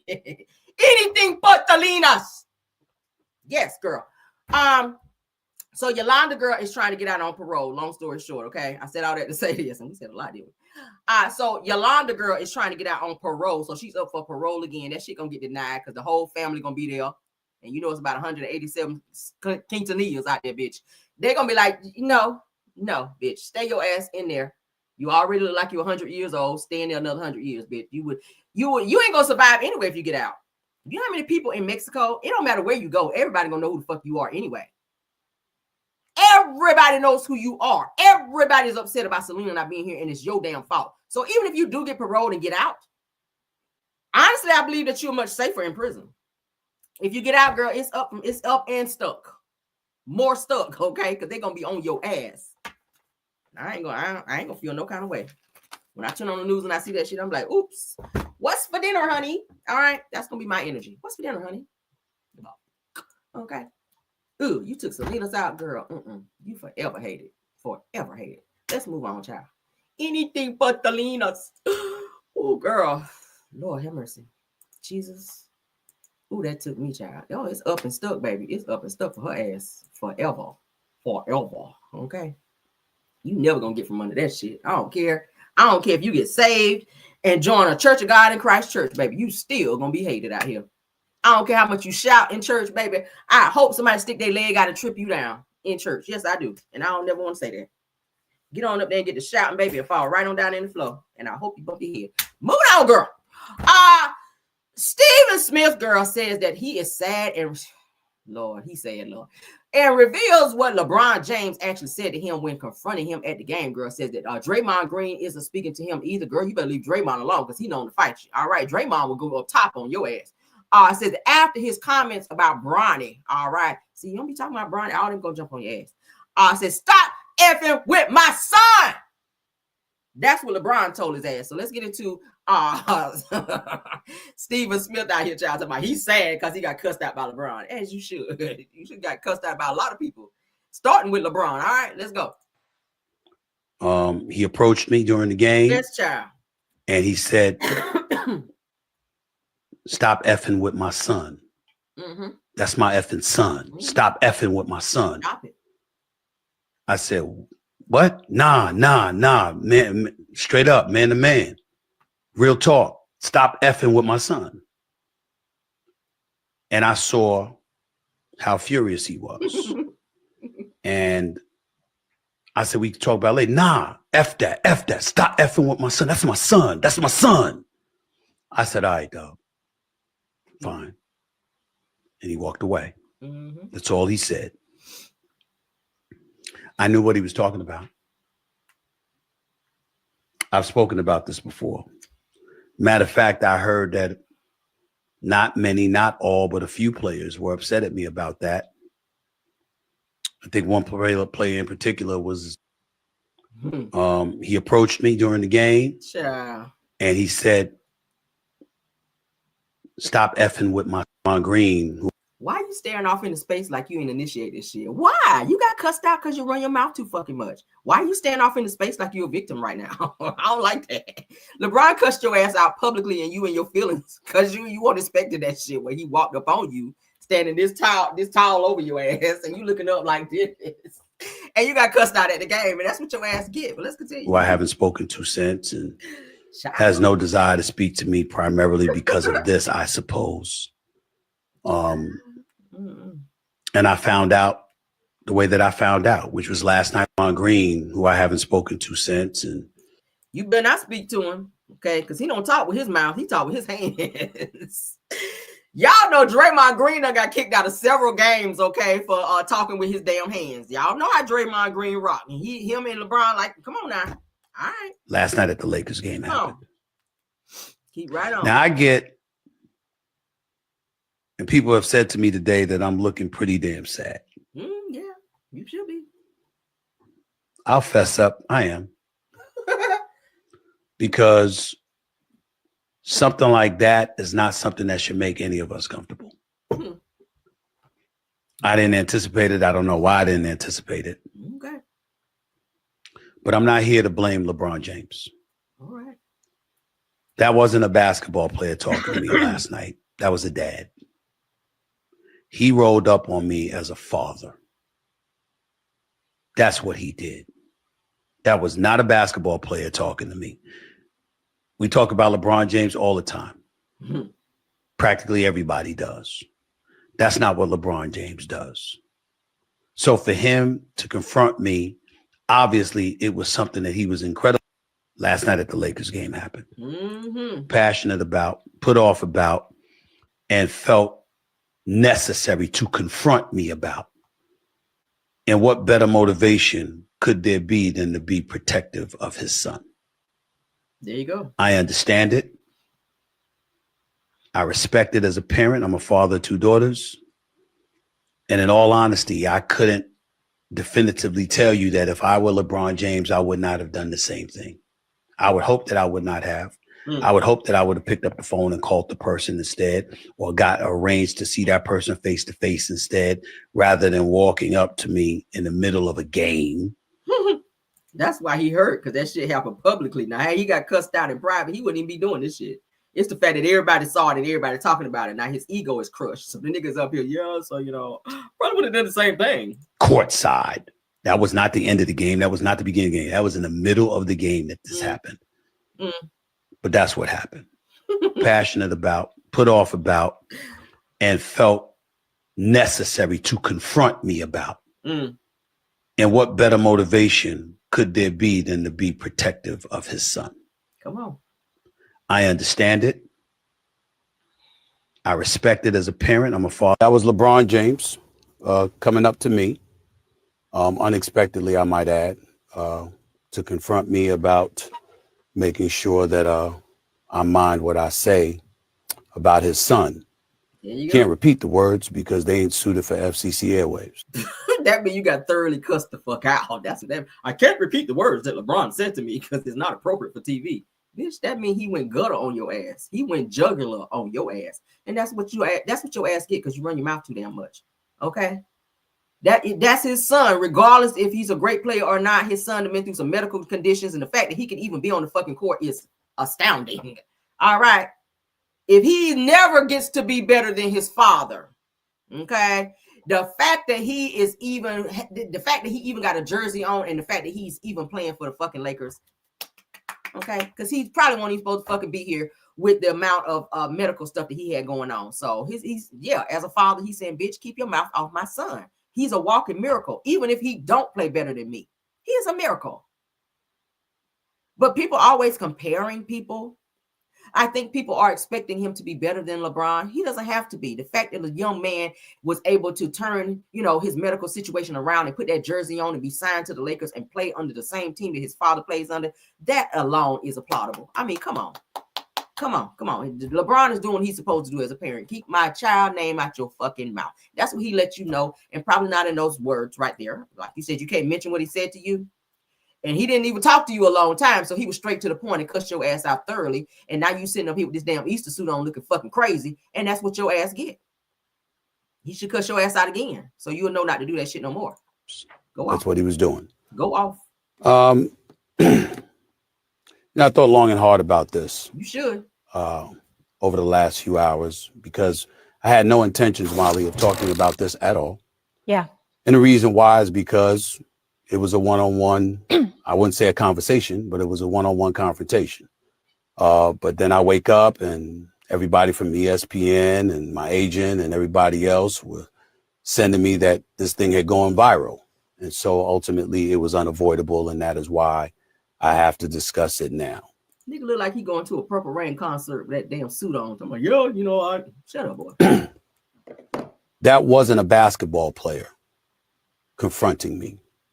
That was LeBron James confronting me. That was a parent. He's still going. That was a father. And I can't sit here and be angry or feel slighted by LeBron James in any way in that regard. By all accounts, he's obviously a wonderful family man and a wonderful father who cares very, very deeply about his son. And based on some of the comments that he had heard, or shall I say, I think he thought he heard, he clearly took exception to some of the things that he heard me say, and he confronted me about it. For the record, his agent and friend, Rich Paul, has my number. Maverick Carter, who works under him, has my number. He don't need your number. He said what the fuck he needed to say to you on the court. What he need your number for when he cussed you out in your face? I don't need your number. If I cussed you out in your face, fuck your number. I don't need to call you. I just said what I had to say to you. What I need your number for? There's no words after this. I done told you keep a child name out your mouth, and that's all. That's it, and that's all. Don't forward me to the voicemail. I ain't sending you no text messages, none of that shit. We don't need that. That's irrelevant. I done said to you in your face how I felt about your ass and what I meant. And I know your ass ain't had no sleep behind that, because what we on? We still got 4 more tabs, and we ain't about to watch all this shit. I'm gonna breeze right on through it. At the end of the day, your ass was cussed out thoroughly, and that's what you get. Okay. Take your shiny suit and go lick your wounds and watch your mouth the next time. That's all I got for you. On out, and I would have seen him, and I would have had a conversation man to man. Mm-hmm. But that is not what he elected to do. Instead, he elected to confront me while I was sitting courtside. Ari Emanuel, the head of William Morris Endeavor, one of the agencies that represents me, along with Larry David, was sitting courtside. I was with them for the game. And he walked right up to me and he said what he had to say. And apparently he feels like I was slighting his son. Now let me tell you what I feel.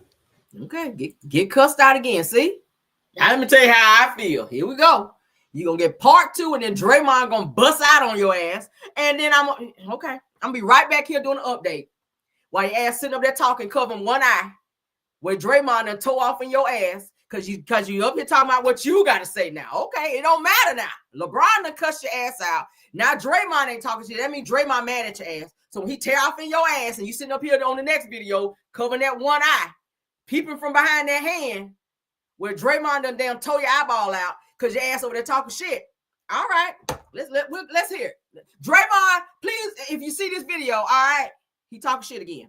I ain't trying to initiate no shit, but maybe I am. Let's go. What I would have said if we were in a different environment, because I was not going to engage in a confrontation at that particular moment in that setting. But if we had that conversation, I would have said to LeBron James, I never would speak negatively about your son. But you did. I was talking about you, meaning you, LeBron James. See, that's what got your ass cussed out the first time. But go off. On out, and I would have seen him, and I would have had a conversation man to man. But that is not what he elected to do. Instead, he elected to confront me while I was sitting courtside. Ari Emanuel, the head of William Morris Endeavor, one of the agencies. See, when you got your ass cussed out, you set your ass down. But now you won't hear talking about it, and this is what I got to say. Why you didn't say it right here when my mouth's moving? That's what LeBron is. LeBron right there. Whatever you had to say to LeBron, why you got to go on ESPN and say that shit? Why you didn't say it right here? You just set your ass down because you was embarrassed. So I'm sorry. I like same energy. See, the energy is different from right here and here. See, that's the time you're supposed to be saying that shit when LeBron was standing right there in front of you, towering over you while you was like this, getting a crank in your neck, looking up at him. You should have been saying the same shit you're saying right now. This is what I gotta say. Why you say that to LeBron? I mean, you know, you didn't want that dental plan to be fucked up, did you? Let's go ahead. That represents me, along with Larry David, was sitting courtside. I was with them for the game. And he walked right up to me and he said what he had to say. And apparently he feels like I was slighting his son. Yeah. Moving on. I have nothing but the best wishes for Bronny James. That you do. I wish him nothing but the best. I hope that he flourishes into an NBA star. Usually in other sports, we see all stars, and on occasion we'll see their children become stars as well. That doesn't really happen with the NBA. I sincerely hope he's the exception. By all accounts, he's a wonderful kid. And I don't know anybody who roots against him, and it certainly isn't me. But in the same breath, at the time that we were talking about him, he was percolating to such a degree that the Bronny James stories had gone viral. And so we had to talk about it. And when I said the things that I said, I wasn't talking about Bronny James because my attitude is he's a rookie. It's going to take some time for him to get himself together. He'll be just fine, especially with JJ Redick and the staff coaching him. Baby, he's so hurt. I could be a bit more outspoken about it. Yeah. But to be quite honest with you, to be in that moment, to have LeBron look at me the way that he did, for me to be a father of 2 daughters, for me to know what fathers, how much love fathers have for their children, and to hear what he had to say, it was all about his son. Yep, sit your ass on down. That's how you do. When you get a good cussing out, you go sit down and reflect on that good cussing out. That's what your ass did. Now you on here crying. I could be a bit more outspoken about it with LeBron James as a father. Boy, bye.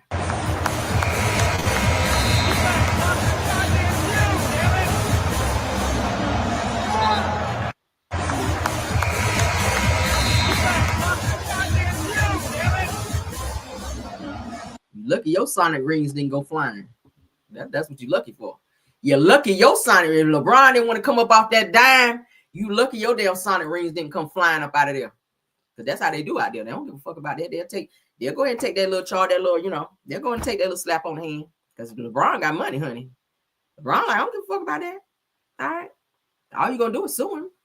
He don't care. You know how much money LeBron got? He's a billionaire. He don't give a fuck about that. He done took your head across that damn basketball court. All right, let's move on, child. We about done, y'all. I gotta get out of here because I got shit to do. Lord. He set his ass on down too, because he knew better. He knew better. That's how I be, girl. Yeah, sometimes you just gotta snap off and cuss somebody out. I do it all the time. And go right downstairs and get in my bed and go to sleep. I don't even think about that shit. You slept good too. You sleep good when you cuss somebody out. You sure do. I know I do. I damn sure do. Slobbing and everything. I ain't thought no more about that shit. Meanwhile, you and your feelings, I'm over there knocked the fuck out sleep. I ain't even thought about it. On to the next girl. All right, so let's move on now. So death by cheeks. Unaliving by cheeks, child. Look at me for YouTube's sake. Now a widow sues Las Vegas hotel after her husband, child, is unalive during his, they call it the last ride, girl.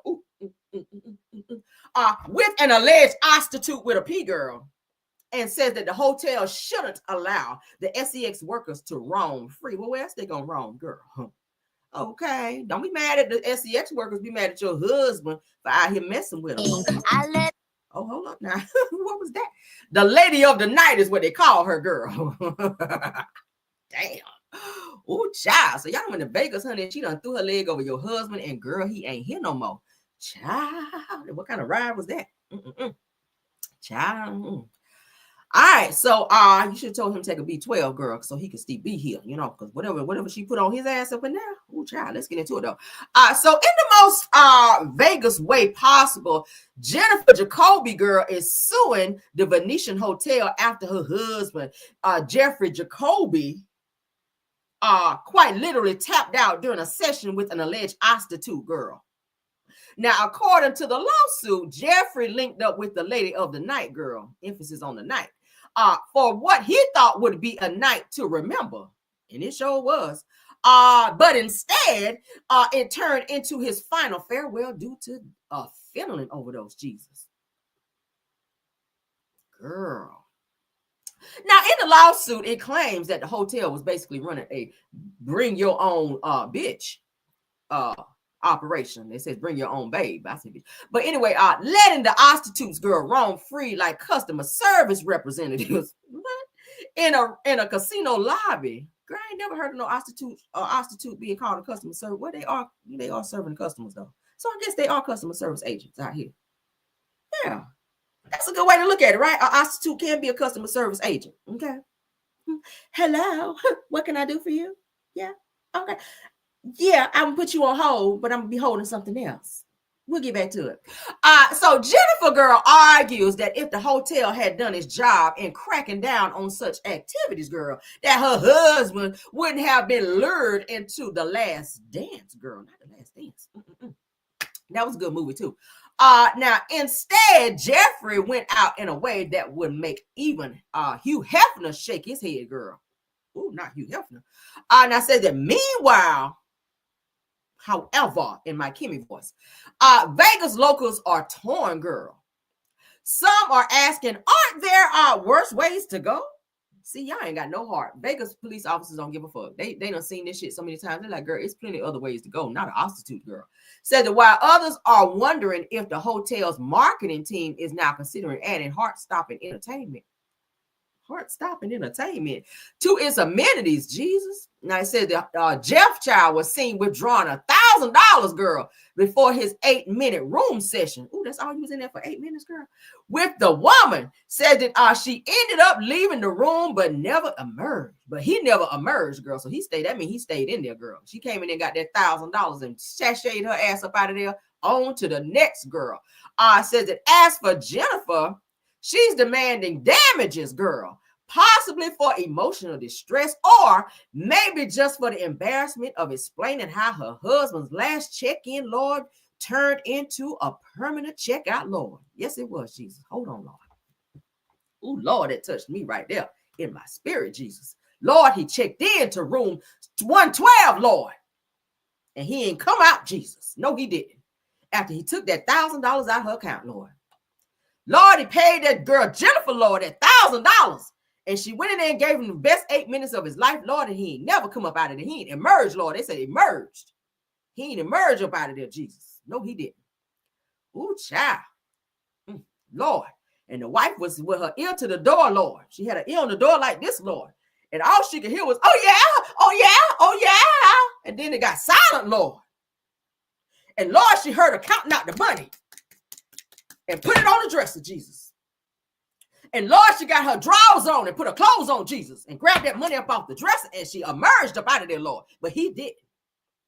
And when the police went in there, girl, want no money on the dresser, want no blood on the dance floor like Michael Jackson said.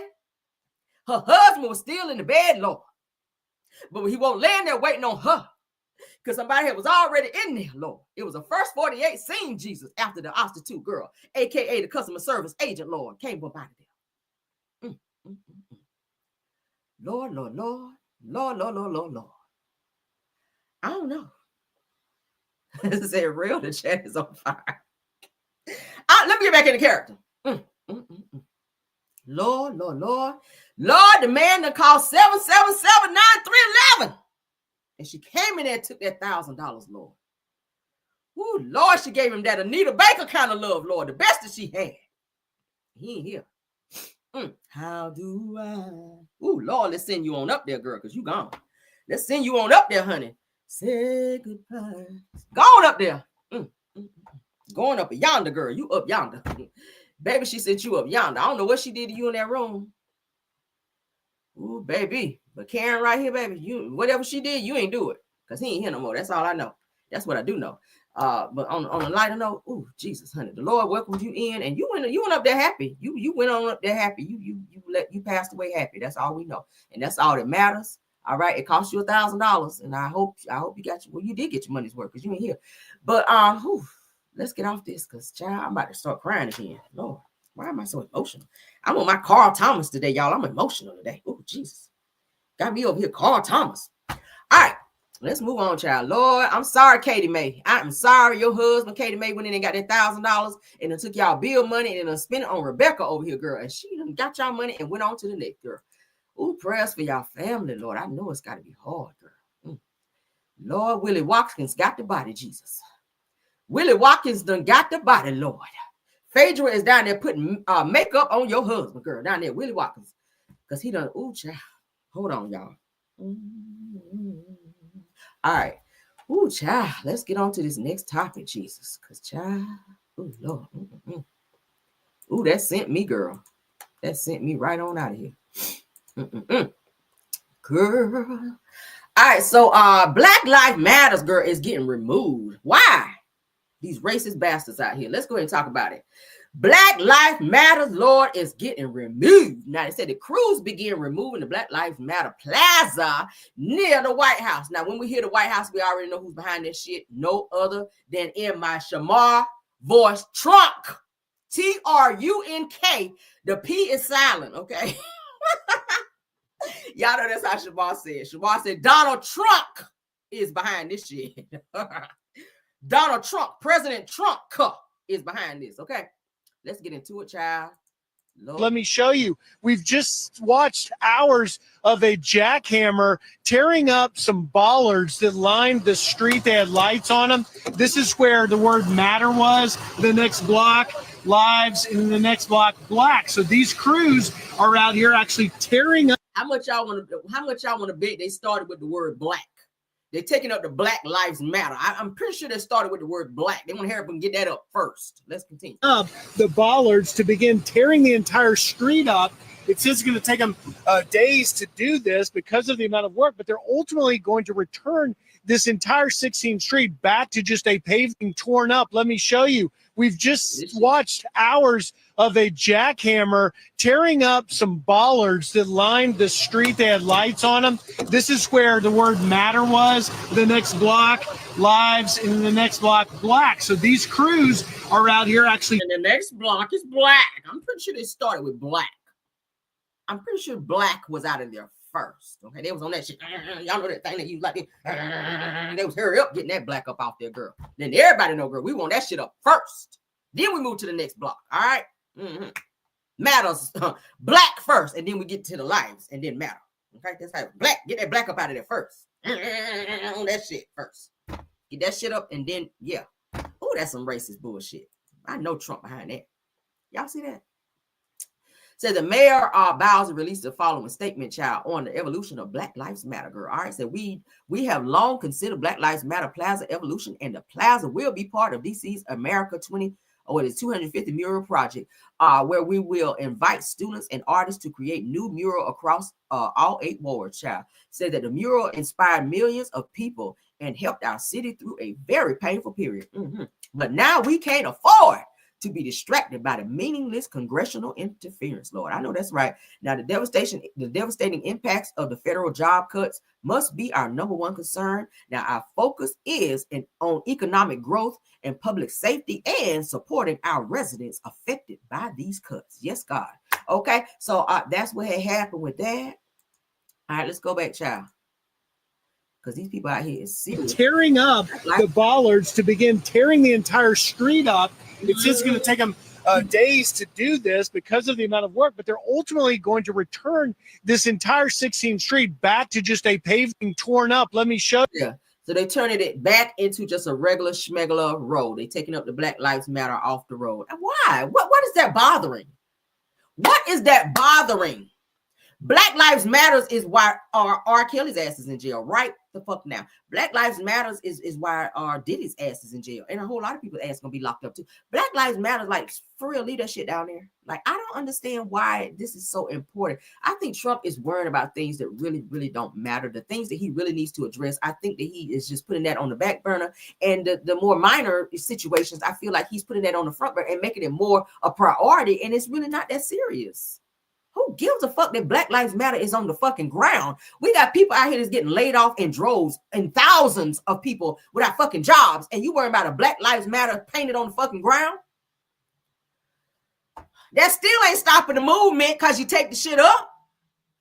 That's not stopping the movement because you remove it from the ground. Y'all see what I'm talking about? This is so stupid. Lord have mercy. Now, I said the Mayor Bauer released the, as we just saw, the statement, and that was on March the 4th regarding the removal. All right. Now, this says that it's the end of the era of the nation's capital. Says that today crews started work to remove the Black Lives Matter painted on the streets 1 block from the White House. According to APN News in DC, it says that the DC Mayor Murrah Bauer announced that the change last week in response to pressure from Republicans in Congress. They says that if you recall, the Black Lives Matter Plaza following days of protests at that location following the unaliving of George Floyd. That's what it's really is about. Okay, they on some bullshit. It's always that blue-ish. It's always that, y'all. Jesus, can we not have something? They said that the statement came after Republican Representative Andrew Clyde of Georgia introduced the House bill that would cut millions in federal funding to Washington, D.C. if the city did not remove the mural and rename the plaza. It says that the New York Times reported the words Black Lives Matter is expected to take about 6 weeks, and the words will be replaced by an unspecified set of city-sponsored murals. Of course, we already know who's behind this shit. All right. For those of you that voted for him, you see, Trump is not on your side. Trump is not on your side. A lot of people, Mexicans, are starting to see that shit now too. All right. The Mexicans are starting to see that shit too. Every time y'all ass pile on the back of them trucks, them trucks out there to go to work. Every time y'all ass be out there, sitting out there in droves at Home Depot and ICE pull up on y'all ass, now you are starting to see that y'all ass cast that vote for Trump ass to be in office, and now you see who's really for you. He told your ass what he was going to do when he got in office anyway, that he was going to send ICE down there to get your ass. And every time you crank up that Ford, what is it? What they be driving, child? That Ford F-150. When they see that Ford F-150 with all them damn, what they be having back there? Weed eaters and lawnmowers and shit on the back of the truck and rakes and all that shit where y'all be cleaning up people's yard. When they see that shit, as soon as y'all pull on the highway, woo! Y'all voted for Trump, right? ICE coming to get your ass because you're out here. Like I said the other day, you'd rather not have a woman in office who was fully capable of doing the damn job, and you want Trump's ass in there. And now that he done told you, as soon as he get in there, ICE gonna go and get y'all the fuck out of here, and nothing registered within y'all mind to say, hey, maybe I should go ahead and vote for Kamala, even though she is a woman. Your ass you wouldn't be getting harassed by ICE. Black Lives Matter wouldn't be getting scraped up off the damn ground. 80,000 jobs wouldn't be gone in a damn day. Police officers out here unaliving people for no apparent reason won't be out here getting pardoned. I bet you that shit wouldn't be happening. And we can keep going. The list goes on and on. Somebody say, ice, ice, baby. I know that's right. Y'all gonna learn today. When a person tell you who they are, believe them. Trump told you what his ass was gonna do for you before you got in there. You still like, oh, yep, Trump. Yep, Trump. Uh-huh. I don't want to hear it. I don't want to damn hear it at all.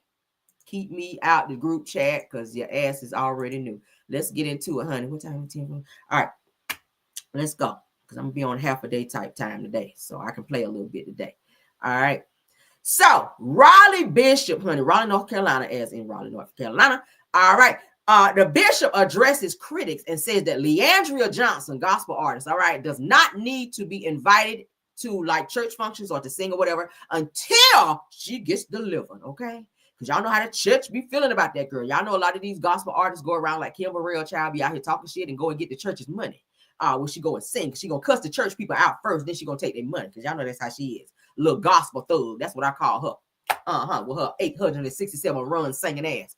But anyway, honey, I like Leandria. Her voice is really, really nice, but she does have a drinking problem. All right, you cannot be out here in them streets, girl, out here on the DUI and public intoxication bullshit, and then get in the church and then be wanting to sing to the people of the Lord. They don't want to hear it. They don't want to hear it. They don't want to hear it, honey. They don't want to hear it. The preacher, honey, the person I'm about to play for y'all right now, honey, is saying that Leandria need to sit her ass down, baby, until she gets delivered out here. Now, we're not taking up any more offerings for Leandria. That's what they're saying. Not at this church. Let's get into it, child. Ooh, child. A wonderful thing. Now, this that I want to do is for my dear friends online. Now, some of you, and I say this with a degree of tongue in cheek, but there's a degree of truth in it. Now, y'all got to give me a break. And some of you who love me, you love me, but you're kind of fickle. You turn on me this week. You didn't do Brother Wooden right. Now, here I am trying to recuperate. I'm trying to get well, and I get blowed up. Not blowed up. Online. I'm trying to get well, and I get blowed up. Not blowed up. I get blowed up for something that I feel to my friends online, and you know who you are. I don't mind getting blowed up for what I say or what I do, because what I say, I stand behind it. I am by no means thin-skinned, but I don't think I ought to get. It's a wonderful thing. Now, this that I get blowed up for something that I didn't do. Get to the point, Pastor. I got blowed up for something that I had nothing to do with. It's apparent that the gospel singer, the young lady, Leandria Johnson, has issues. Okay. And I'm praying for her. Praying for her. She has a tremendous voice. Okay. I'm told, I don't know if I've ever heard her. I haven't bought any of her records, sad to say. To be honest with you, you could tell by the songs I sing, I'm out the game. I don't sing any of the modern stuff. I don't. Most of it, it doesn't. Maybe I'm revealing my age. It just doesn't resonate with me. I like you. I got the love of Jesus down in my. That's my thing.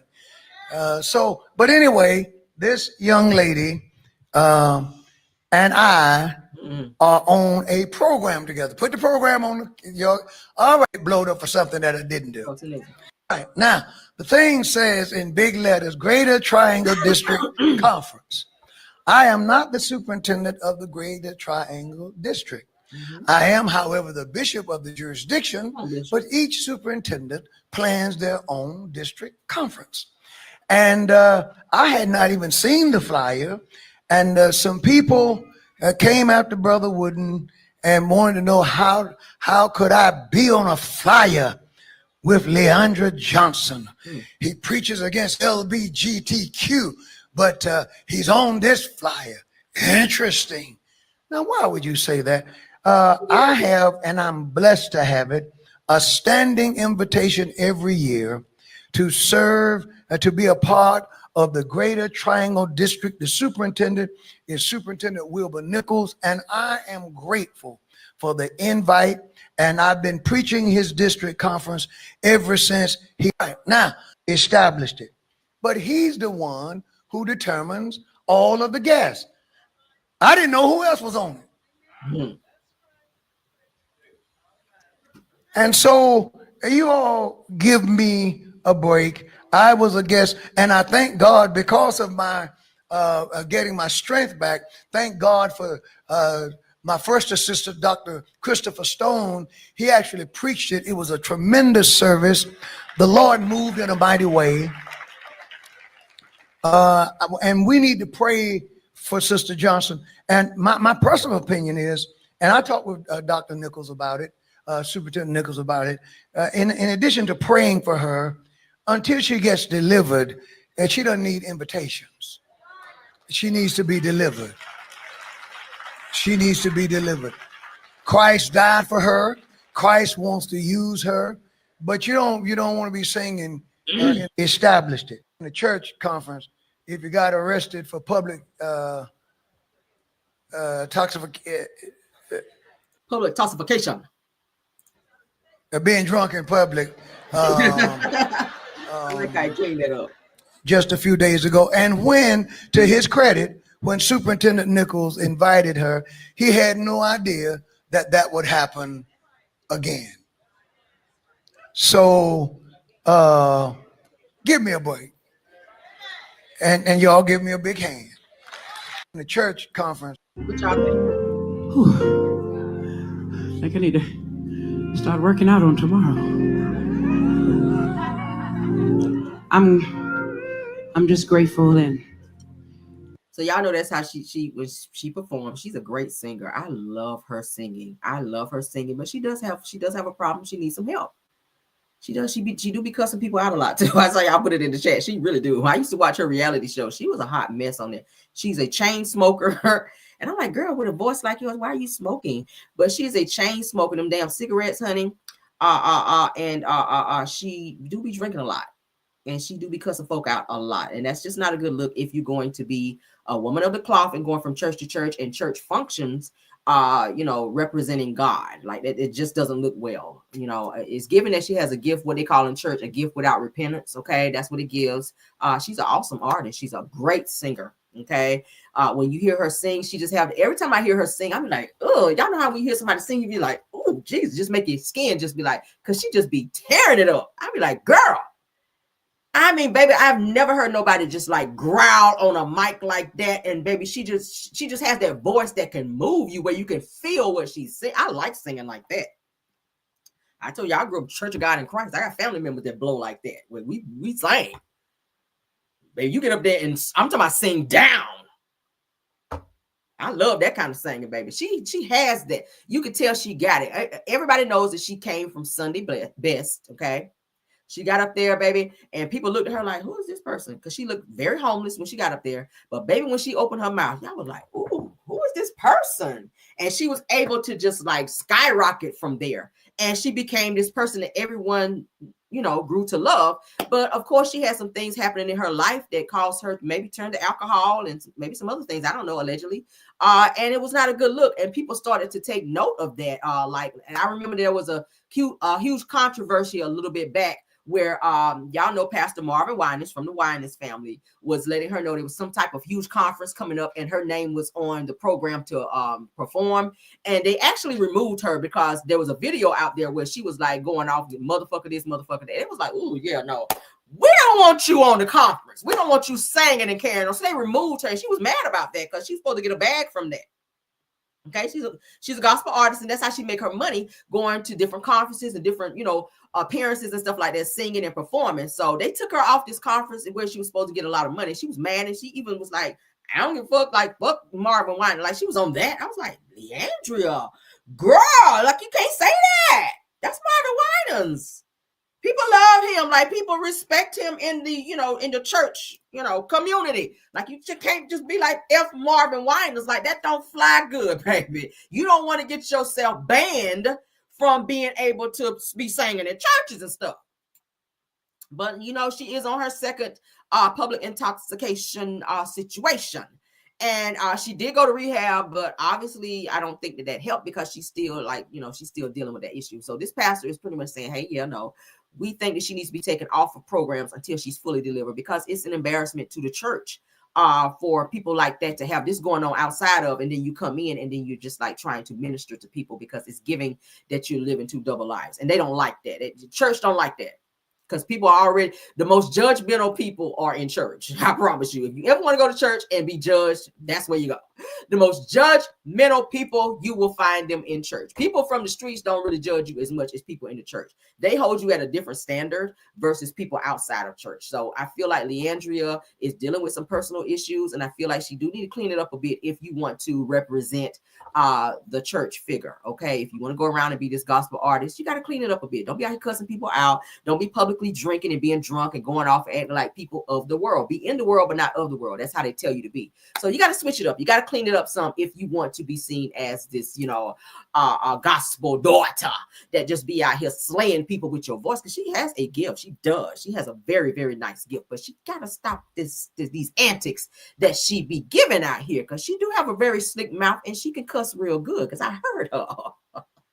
She can cuss real good. I said, I ain't never heard no church person cuss like this girl. Girl. You gotta bring it down. You gotta bring it down, baby. A few notches if you want these people to receive you and accept you, and you want to get their coin. If they tear off on Kim Burrell's ass, baby, they don't care about you either. Oh, they let Kim Burrell have it, honey. Oh yeah, they let Kim Burrell have it, honey, because she was going too far. And now that they're addressing Leandria, you don't want them to cancel you, baby. So Didn't want to talk about too much because people can be so cruel. Don't you hate when people be talking about you and they don't know you?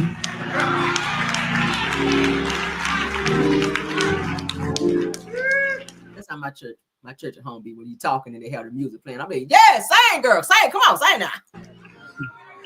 I don't read the comments on purpose. As you know, I be like, where you at? What's up? What's up?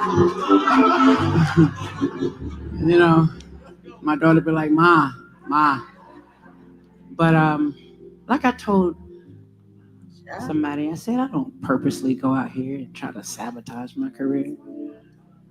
Purposely go out here and be reckless. Things happen. God knows, y'all, I ain't gonna lie. This time I didn't expect that. I didn't expect it. I was like, whoa, wait a minute. Whoa, wait a minute. What are you doing? I'm good. No, you're not good. I'm like, dang. Just went through this. God. But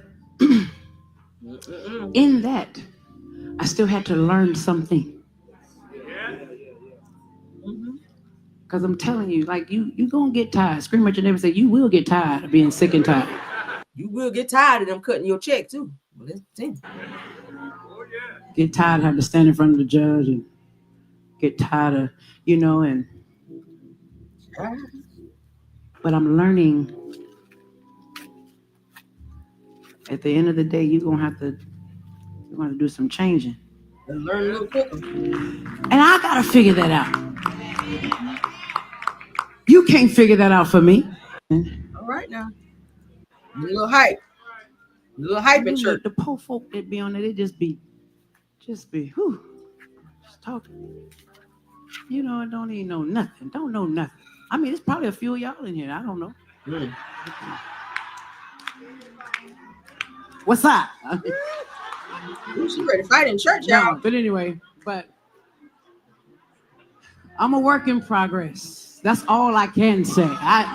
I'm a work in progress. That's all I can say. And to those that are watching, and when this hit the YouTube, I'm telling all of the negative people, listen, I'm a work in progress. Now deal with that. Jaden, you got my back? You do. Oh, sound like you were getting ready to say no. What's So y'all see that? So she said she's a work in progress. So she's gonna drink a little bit more, and y'all stop judging her. She's gonna cuss a few more people out. And when y'all hear her do that, don't be going to YouTube and putting her videos up there and blasting her, cutting her money from these churches, hiring her. That's pretty much what she kind of saying. Like, give me some time, girl. I got a little more drinking and cussing to do. And when the Lord finally go ahead and deliver me and get that up out of me, then he will. But in the meantime, in between time, I gotta go out here and get this money in my Cardi B voice. So Bishop Patrick Wooden Sr., honey, of the Upper Room Church of God in Christ, that's Kojic, okay, and Raleigh of the North Carolina took to the pulpit, girl, and his online platform to voice his opinions on gospel singer Leandria Johnson, as you guys can see. Now, according to the outspoken bishop, it says that Johnson, who performed at the Greater Triangle District Conference at Victorious Praise Church on Saturday in Durham, North Carolina, is in dire need of spiritual intervention. She is. Now, addressing his congregation and the flood of online critics who often flip-flop between support and disdain for him, said that Bishop Wooden didn't hold back. Now, they said that we need to pray for Sister Johnson. He goes on to say, emphasizing that in his personal opinion, that Johnson is not ready for public ministry until she experiences personal deliverance. I agree with that a little bit. Just a little bit, okay? Said that she doesn't need invitations and she needs deliverance, all right? He said very firmly. We heard him say that. Says that his remarks came after Johnson's performance, which some have deemed controversial due to her recent drinking troubles, including arrest for public drunkenness in a span of 2 months. That's excessive, okay? 2 months, that's excessive. Now, Bishop Wooden, who wasn't afraid to name drop, shared that he had discussed his views with Superintendent Nichols, all right? And threw him under the bus, child. Says, despite receiving backlash online for his unrelenting stance, says the Bishop Wooden stood by his words. He says, I don't mind getting blowed up, child, blued up for what I say or do, because I stand on it, all right? So he's 10 toes down on what he had to say. Goes on to say that, however, he expressed frustration over being pulled into situations or a situation rather that he claims he had no involvement with, especially when the conversation swirled around his association with the gospel singer, which is Leandria, due to an event flyer. So people are looking at him on a flyer like, what you doing on a flyer with Leandria when she out here drinking and carrying on and acting crazy? And you know, when you say you stand for one thing, but it's given that you're going to get out here and get this money with her on this damn flyer, and you should not have any association with her. So a lot of people had something to say about that because of who he represents himself to be versus what Leandria has been seen doing publicly. Okay. So hopefully she gets the help she needs. Like I said, she's been to rehab. This is her second time. She does have another court date coming up. So we're going to see if they Karen Huger her ass or if she's going to get a chance to go to rehab and get herself together so that she can continue to minister and do what she does. She does need, you can't be in church threatening people talking about, and what? No, you got to tone it down. That's the wrong attitude. That's the wrong attitude to have in church. You can't be out here on your bout it and ready to be fighting folk when you in church and throwing out those subliminals. It's not funny. There's a difference between church and world. You want to be in the world, go fight, go drink, go do all of that. But when you're in church, you can't do that. You just can't. You just can't. Especially Church of God in Christ. They don't play that mess. All right? They do not play that in Church of God in Christ. They just don't. You got to tone it down a bit, baby. Tone it down 1,000, baby, because that's too much. For those of you that know, y'all been in church all your life, y'all know. You ain't never been child. Ain't nobody gonna be fighting in church and cussing and carrying on. Usually they sit you down.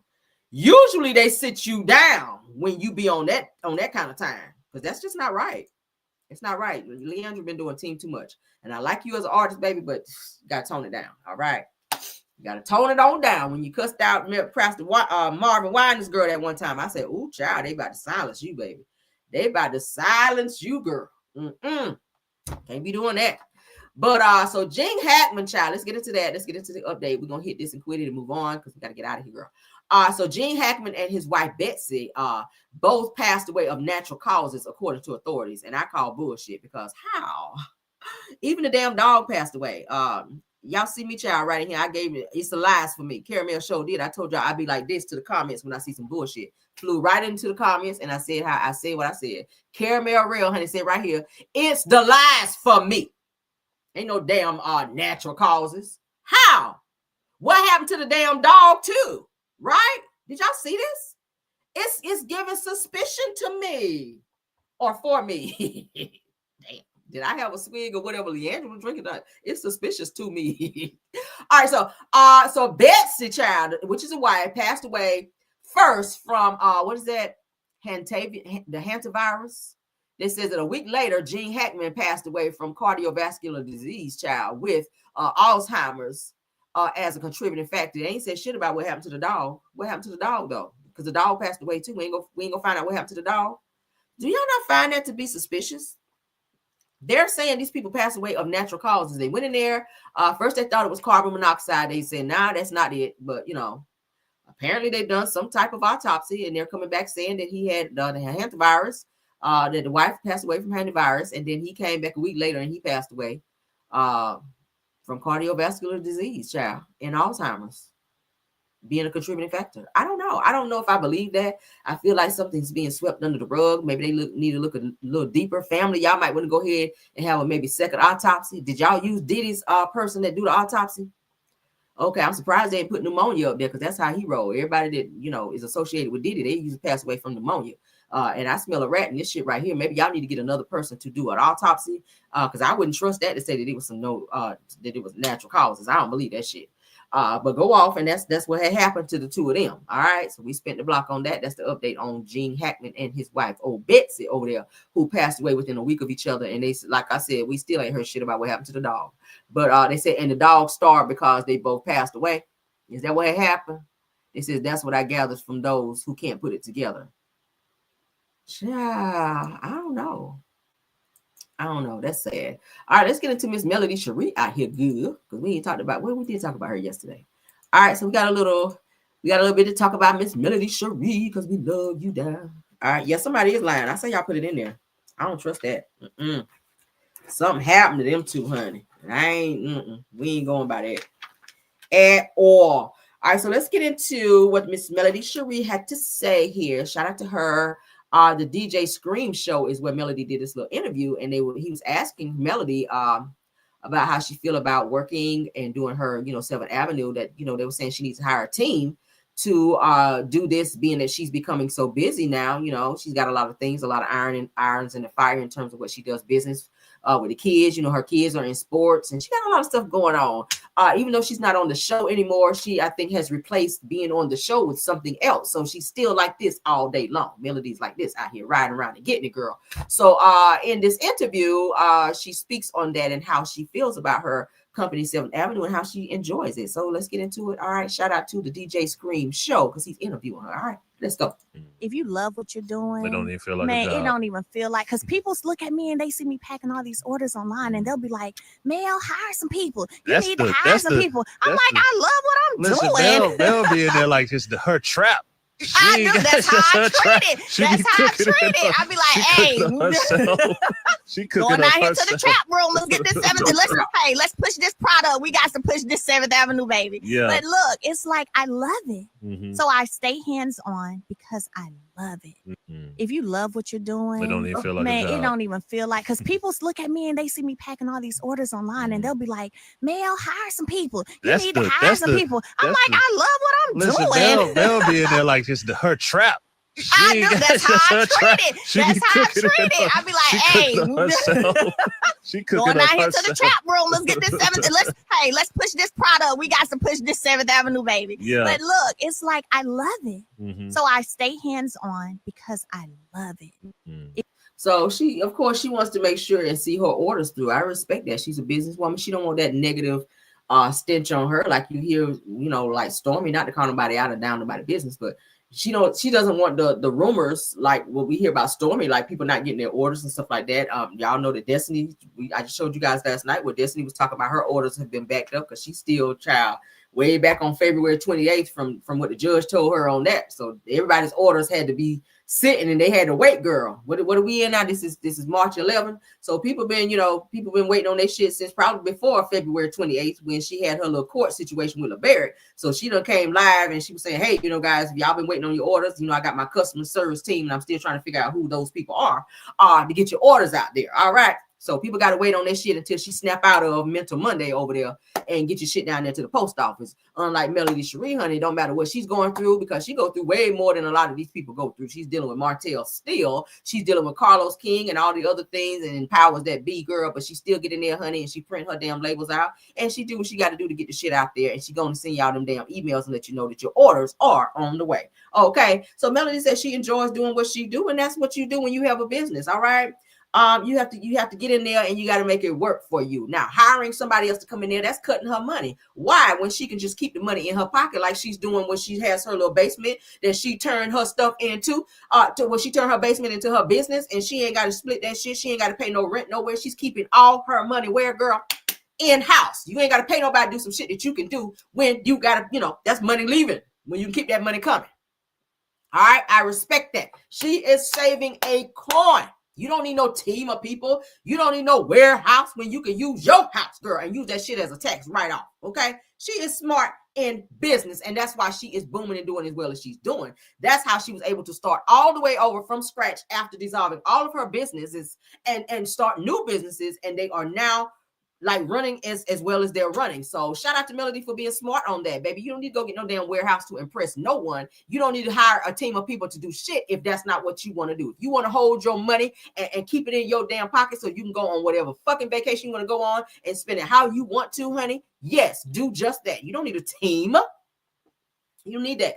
Sometimes people kind of lose themselves trying to flex so much for other people. But Melody's like, I don't give a hot damn about no fucking warehouse. Girl, I can get in here and pack these orders. I got 4 children that know how to get in here and get this job done, because at the end of the day, she's going to pass that shit down to her kids anyway. So why not train them and show them what to do now? It's going to be your business when I'm gone. So get on in here, baby. Open that envelope. Put that order in there. Put that label on there. That's what she's telling them. She's teaching them, honey. Teach them your ways, honey, so that when you're gone, they can carry that on. Why they sorry ass daddy sitting back and ain't doing shit and building no fucking legacy for their kids because he's so busy watching you. Yes, we said it, girl. He ain't creating nothing but havoc, turmoil, stress. That's all his ass is creating. But Melody said, I love what I do, honey. I love what I do. So she loves putting them orders together and getting them to the people. And it's doing well. So shout out to her for that. I ain't mad at it. While we're talking about her, it's been brought to my attention also that Melody that she's announced a new show that she's working on with Hill Harper. Did you guys know that? It's in that Melody has announced that she has a new show that's going to be coming that she's working on with Hill Harper. Of course, she's going to be the executive producer in said movie. Everybody know the EP get a bigger check, honey. The EP get a big check. So Melody is still out here getting her what, girl? That's check. So you guys know, and I think they're saying it's going to be on her Tilted Crown Productions, which you guys know is her production company. So shout out to her. Ever since she left Love and Marriage Huntsville, she ain't missed a beat. She ain't stopped nothing, honey. Ain't nothing stopped, girl. Nothing stopped. So details are still emerging. Details are still coming together about this show. I think that she will fully announce it when it's time. Okay, yes, come on through, girl. All right, Hill Harper, y'all already know who he is, honey. If you don't know who he is, go Google him. All right, yeah, Hill Harper. That's her friend. Hill Harper is her friend. So it's fitting and proper that they will work together and do some things together. So I'm happy about that. She don't need Love and Marriage Huntsville. Okay. As we all know, they needed her.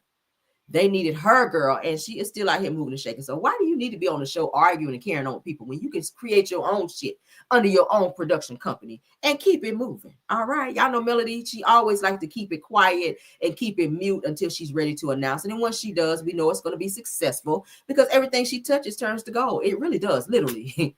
Like literally, girl can turn a damn, she can turn anything into anything. I like that, okay? I really like that. She can sell a glass of water to a damn well. And he already in the fucking water. So, I mean, I love it. I love it. She's very smart in business. She knows what she's doing. She's able to bounce back and start over and keep the shit rolling. And that's just it. She's been able to turn her business into a $1 million business, all right? In a very short amount of time. And even though the other castmates sit back and watch her, they can never duplicate it. I mean, look at Tisha over here talking about and complaining about everyday tasks. I got to do the laundry. Like, moms, let me know. That's Tisha.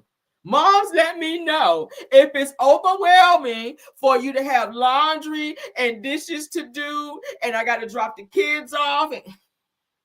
That's called life. That's called life. I guarantee you don't have as much on your list to do as Miss Melody Sheree, baby. I said it the other day. I guarantee you don't have as much as Melody to do. And you are complaining about everyday tasks. And this woman is sitting up here with 4 children that she got to deal with and work with. You got a husband, and this woman is single now, raising 4 children by herself with no child support, running businesses, getting to the airport on time, running a production company. Do we need to keep going? Running 7th Avenue, getting orders out. Like, we can keep going, girl.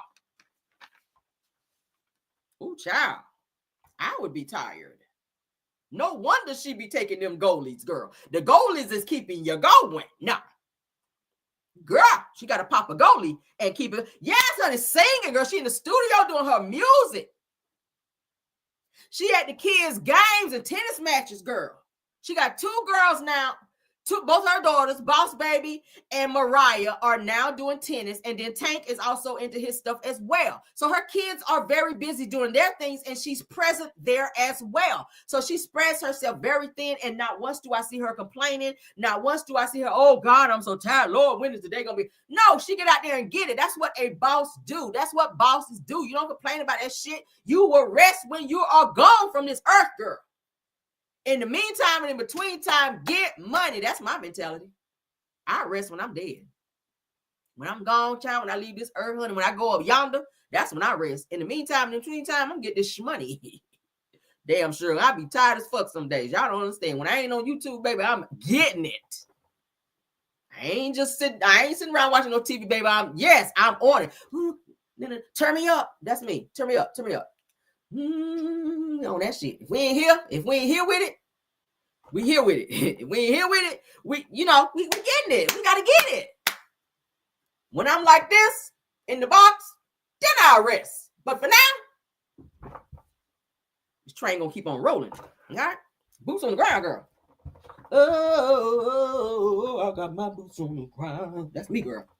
Where them fans at? On that shit. Okay? Period. You better get your boots on, girl. Get your boots on. Where them fans at? That's my new shit. Okay. Anybody got the dance down pat? I love line dances, y'all. I've been watching that shit online. Like, hey. The only part I like is in rolling, because you got to pop your hip. I like that part. That's my favorite part. I'm like, hey, okay. I like that one. And I like the Tamia dance, okay? The Tamia dance, when I think about you, I think about childish shit. I be like, listen, I'm dizzy shit, okay? Girl, I love line dance, but I cannot, for the sake of me, get all them fucking steps. And I can do line dances. I be like, I don't watch this shit on YouTube. That's how I be learning the dances, because I go turn it on YouTube on my TV on the living room, and I get in there and I watch how they doing it. I just child. I be like this here. I think about giving myself to you. I'm like shit, and you know I want you, baby. And I'm like shit. Come and get it, baby. Close the door. I got this shit. Oh, I just want more. I can't get enough. I got that shit part. I got that part right. But damn, that other part, I be like, bitch, I'm about to trip myself down here with the feet crossing over. I be like, why? Why y'all gotta do all this foot shit? Like, what is that? I be about to trip myself down in the living room, crossing my feet over, and I be like, ooh, Jesus. Child. Just this, this part here, close the door part, close the door, better floor. I got that part. I got that down. I be getting it with it. Let me add my own shit in there. But baby, that first part, when I think about you, I be like, ooh, girl. Oh, I can laugh about it. I can laugh. I'm practicing, y'all. But that boots on the ground, oh, we got that shit. Okay. Oh, I gotta give me a fan now. Terrence, let me borrow one of your fans over there. Giving you the real tea, Terrence. Can I borrow one of your fans? Because I need to get this dance, child. Y'all know Terrence got about 5 fans over there. Terrence, that's the home. Terrence, can I borrow one of your fans? Because I gotta do this dance. Okay. I got my boots on the ground. Where them fans at? That'll be pop, pop, pop. Hey! Yes, girl. Okay. And rolling. Hey. That's my shit now. That's what I do. Every time I see that thing, and when I look at the videos on TikTok, I be doing it right along with them. Yes, girl. Okay. That's my shit.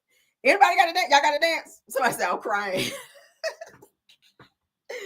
Yes, girl. Okay. Oh, I love dancing, baby. And I watch it a few times, and I got that shit. Oh, I got it. But that to me, in the beginning, that beginning part, when we close the door, bare the floor, I got that. But at the beginning, oh, baby. I be like, Lord, I'm gonna trip myself down in here, Lord. I'm just crip walk on the first part. Okay, I'm gonna slow the crip walk down. That's how I'm gonna do. I'm creating my own shit in the beginning. Then we get to the close the door, bare the floor, then I do the regulars, But y'all know I got that crip walk. I can crip walk my ass off. But yeah, so we'll crip walk the first part and we'll add a little bit, I add my own shit in there. But then we get to the close the door, bare the floor, then we get back to the original, Because that beginning part, I don't know. That is too much movement for me. I be like, Jesus. Ugh. And I don't try, y'all. I usually catch on to a dance like that, but I don't know. Close the door. That's me. Bed of floor. I just want more. I can't enough for you. And I know that shit don't even go with it, but I'm throwing it in anyway. I don't give a fuck. I just want more. I'm be on this shit. Gang. I can get enough of you. When I think about you, and get back to it like that. Y'all be like, that's not how that go. Black people always want to, that's not how that go. Like, shut up, okay? How you gonna tell me how something go and your ass don't know how to do it, okay? Come on, that part down, crip walk on Tamia's part on the front part. On the front part, that's how black. On the front part, you don't crip walk on the front part of the song, okay? You're supposed to go this like this and then do your feet. I'm like, bitch, I ain't about to trip down in here. Fuck that, okay? Nah, we're not gonna be tripping down in here. I'm not doing that. I'm trying to impress y'all asses. Then y'all be laughing at my ass and I'm twisting my damn ankle again, trying to do Tamia's shit. Now, fuck it. I'll make up my own dance, and then when I get to the part I know, then we get to that shit here. There we go. All right. Yes, girl. Thank y'all for being here, okay? Said, do what you feel, Shari. Yes, honey. I'm going to do how I want to do. I'm going to make up something in the front. That's how we do. Black people, we always make up shit. We don't know the words to a song. We make up words to the song, and then we get to the part that we know, then we sing the right words. That's how we do. That's how we always do. But, yeah, I ain't about to be worried about that. Hell no. All right. If you know how to dance, and you make up something till you get to the part where you know, and then you do it right. All right. We're going to still get out there. All right. I'm going to be the only one crip walking to Tamia's I Can't Get Enough of You song. Yes, let's get out of here, though. I love you guys down. All right. Thank y'all for coming over, all 606 of you. All right. I hope you guys enjoyed the show, as y'all always do, because that's why you're here. Okay, that's why you're here. Thank you, Belle Wilson, KBR, Tyra, and Scorpion Miss for doing such an awesome job of modding for me. Truth TV Podcast, and thank you, Rose Armstead, my backup mods, for doing an awesome job as well. All right. Somebody said dancing with my walker. Get it how you get it. Hey, get it. I ain't even mad. If you got to be on a walker, as long as you getting out there and getting it. I love to dance. And dancing is a form of exercise too. So for those, get out, honey, get up. The weather is about to be nice outside. Baby, put on some music and get up and dance, okay? Don't be sitting home stressed out. Put your music on and get up and dance and get that exercise, baby, because the weather is getting nice. You got to be out here, you got to get out here and get it. It's getting ready to be a hot girl summer. Everybody, who ready for the hot girl summer? Put a one. Ladies, what my ladies? Are y'all ready for a hot girl summer? Get these bodies right. Get these, girl. Okay? It's time to pull out them Daisy Dukes now. Y'all know you can be walking around out here with your ass cheeks out and your little wife beat on. I already got my wife beat on. I'm gonna get some more. Yeah, I see the ones. Yes. Okay. Let's get ready to be hot girl summer. Y'all better get them bodies right. Start working out. Get up off that couch. All right. Back up from that table a little bit. Cut them food portions down. Drink some water. Put them sodas down. All right. So that tummy can shrink down and y'all can put your little cute shit on, little tight shit on this summer. All right. It's about to get child. It's about to be Easter and all that. Y'all don't see the Easter baskets and stuff out there in the store? All right. I'm trying to tell you now. Don't be out here looking crazy while you got on that damn sweater and everybody else out here serving party because you're trying to cover up them fat rolls because your ass been pulling in there when that hot light come on over that Krispy Kreme and you didn't want to listen when I told you. Put your fucking boots on and get in there and on this shit here. Whoa, on that shit. All right, so you can get some of that weight off. I got my boots on the ground. On this shit here. Get on this. Let's get that weight off. All right, see? Let me get off here. Y'all crazy. I love that shit. I said, whoever came up with that, that's so, that is so, I love it. All right, so, True TV Podcast, thank you. All right, your girl, the Krispy Kreme. As soon as the light come on, y'all done ran somebody's ass off the fucking road, fighting in the line. I was here first, bitch. You saw me pulling in. Girl, you better get from over there so you can get that weight. Come on, girl. Ooh, Child, if I ain't had these booty shorts on, I'll show y'all. Truth TV Podcast, thank you for coming through. Sunny Days, thank you. Purple Unicorn, Deary Talk Show, Miss Hills ATL, Boss Lady Brand, Girlfriend Chronicles, Boss Lady, what did I say? Boss Lady Brand, Girlfriend Chronicles, love seeing her. All right, thank you for being here. Any other content creators, Miles, let me know if they're in the building. Say 64 is still practicing crip walk. Yeah, girl, you get out there and practice that crip walk. Because I can crip walk my ass off. Yeah. Because I'm a dancer, honey. I love it. Cut on some music. I'm going to fuck it up every time. Yes, God.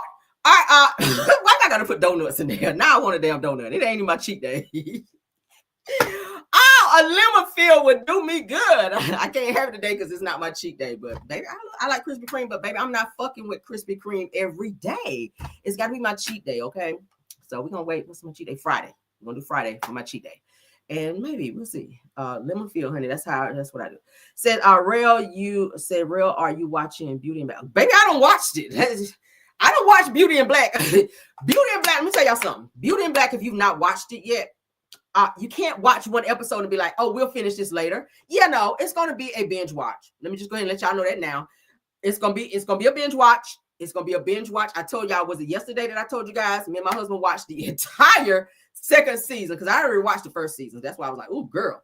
But I don't know why they wait so long for it to come back on because I was like, bitch, I don't even remember what happened now. So, of course, we had to, when we started on episode 8, we had to back it up a bit just to kind of connect to where it actually pick up into the new season. And, baby, when I tell you, we sat there, baby, and watched the entire season. It was just that good. So, yes, God, go on over there on Netflix, honey. It's on there. Start at episode 8. I'm going to go ahead and let you know right where to go. Start at episode 8, baby. It is good. Tyler Perry did his big one. The actresses and the actors on there, baby. Debbie Morgan, baby, I love you down. Do you hear me? Debbie Morgan, okay?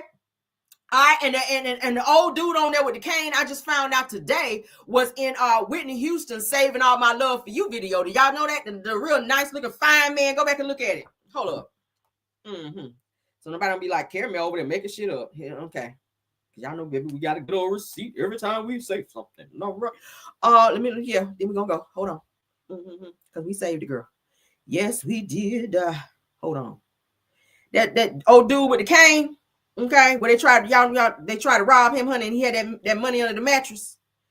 When he went up in there, he was in the safe. I was like, I know you lying. Real fine man. Yes, y'all. He was in Whitney Houston Saving All My Love for You video. Hold on, I'm about to try to pull it up for y'all. Lord, what's Lord? Hold up. Lord. I was like, Lord, I never would have known that. He was in the Saving All My Love for You video with Whitney Houston, baby. And I was like, okay. So that's where he started. Damn, why it's not coming up? Oh, always when I need it, Lord. Here you go. Hold up. Yeah. I'm trying to let y'all go. Y'all waiting on me. Ain't he a nice looking man, okay? And I ain't even gonna tell y'all what happened. For those of you that haven't seen Beauty and Black, I want y'all to go see it because it's really good. So I'm not even gonna talk about the details of it because I don't want to ruin it for nobody, because I don't like when nobody do that to me. They be like, hey, go watch this. And let me tell you what's going on. Nah, don't tell me, because then I don't want to see it. I want to see if I want that effect when I watch it. So don't tell me if y'all, yeah. All right, so hold on. Let me see, can I get to it?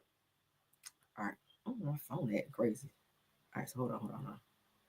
Oh, and Lauryn Hill sang at Roberta Flack's. For those of you to follow me on my Caramel Real show, the Fugees girl, aka because only one member there, y'all know Praz is in jail, but Lauryn Hill performed, you guys, at Roberta Flack's funeral. I wish I could play it, and the fucking music is on there. Baby, when I tell you she sang down, I was like, oh, and she was on time. Lauryn Hill was on time for Roberta Flack's funeral, y'all, and she sang down, honey. Sing. What is it? Hold on. Show me my pain with his finger. She did that one. And she did some more songs too, and sang down. I said, okay. And Wyclef was over there on the guitar, honey. All right, here you go. All right, let me try to pull it up on here so we can see it on the screen. Y'all gonna be like, I know you lying, Caramel. Sure ain't. Hold on, let me pull it up because I found it. Hold on. We gotta get out here because I got something to do, y'all. Jesus Christ.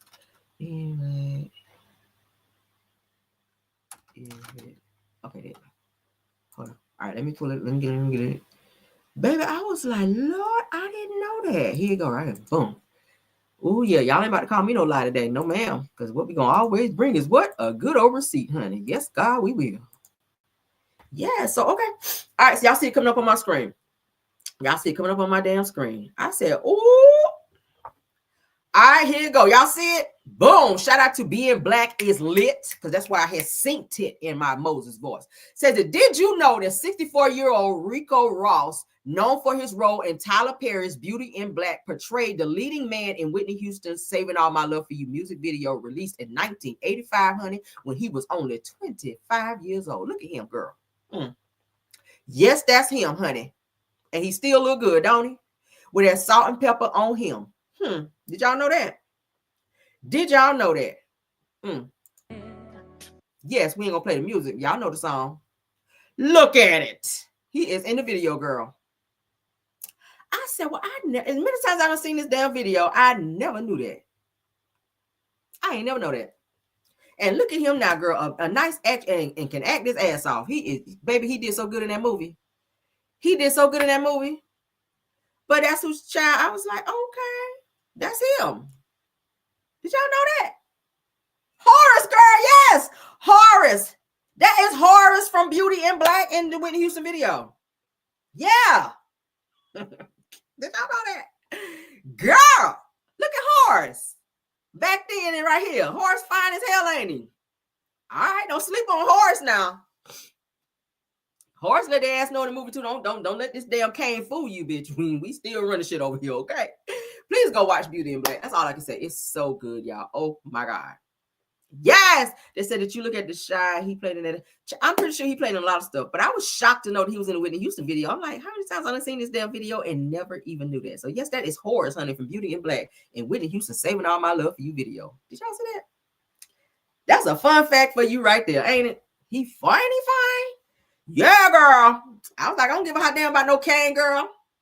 I don't care about no damn cane. You don't need a cane when you laying down, though, do you? Get into it. All right, but let me stop. Lord, I love you, honey. I ain't mean. I'm talking about this post right here. All right, because he be watching my show sometime. All right, but yeah. So y'all going over there and watch Beauty in Black, okay? Watch it, girl. What is it? Something else I needed to watch? I still got a couple things. Look who calling me. Yeah, I know you lying. I just talked him up. Hold on.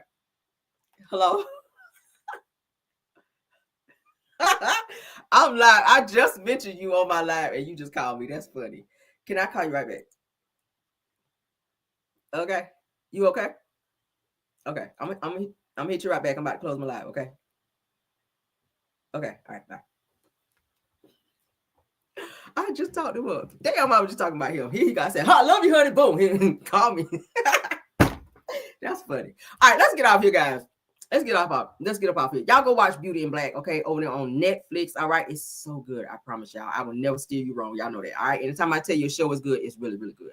All right. So get on over there and watch it. All right. And maybe we can talk about it on another episode. We'll wait maybe what's the day? Tuesday. We'll wait till maybe like Friday, Saturday, give y'all some time to get over there and watch it. Okay. For those of you that can't binge watch it, you got to break it up into a few days. We'll wait till like maybe Friday, Saturday, or something like that to talk about it. Yeah, I am blushing, Tam. See, I still blush. My husband still make me blush. And we've been together almost 20 years. And baby, it's like we just met yesterday. It's still like that puppy love every time he, because he be talking that slick shit to me. And that's the only person that can break me down and have me like on that, y'all, on that silly shit. Usually I'll be like, what? Talk that shit to me. That's me. I'll be on that hard shit. He the only one that can break me down and have me like blushing and shit. And I kind of hate it sometimes because I be wanting to be hard, but I can't be hard. Not with him, because it's like, damn, for a person and know me inside and out. And the only person that can say something to me and that shit can just like change my entire whole mood. I don't know, y'all. I don't know. That's the one. Yeah, somebody say I love it too. That's the only person that can check me. And I don't be like, I said what the fuck. I don't be like that with him. It's like he can say something to me and I'll be like in a whole different world. But yeah, he can call me like in the middle of the day and I just be sitting like, ugh. Oh my God.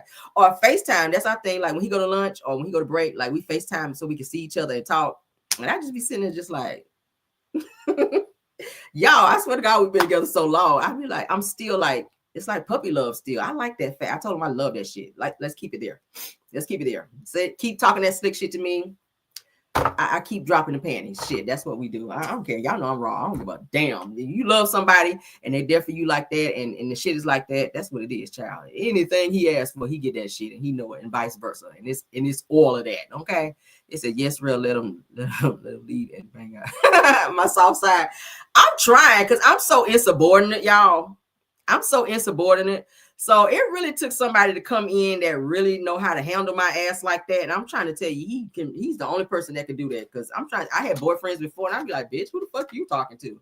I don't have that energy with him. And I dated some thug niggas. I told y'all, my husband got thug in him too. And he got some street cred too.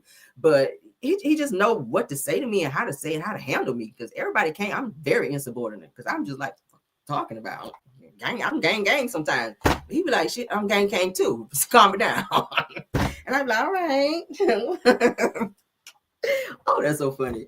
But y'all see my whole disposition. I'm a little blushed a little bit, like when he be calling me and shit. I'll be like, okay, just that little minute, okay. Now I'm trying to hurry up and get y'all up off here so I can call and he can talk that shit. Y'all some caramel, girl. I don't know. Let me check. Yeah, I'm all right down there. We all right, girl. We all right. Okay. Because I got vitamin D this morning, so I'm good. So maybe he was checking up on me. I don't know. I don't know. The after effects, I don't know, girl. Vitamin D, we had that this morning, so I'm good. Look at me telling my business. But yeah, girl. Sure did pull this ponytail. Look at it. It's mine. Yeah. Anyway, let's get out of here. Y'all like y'all ponytail pulls too? I love that shit. I love aggressive shit. Choke me a little bit too. I like choking. I love to be choked. Not too hard though, okay? Because I got shit to do. Choke me, but don't choke me too hard because I have things to do throughout the day. And I don't want to be over this shit like, calling in to work and shit, okay? My hair is long.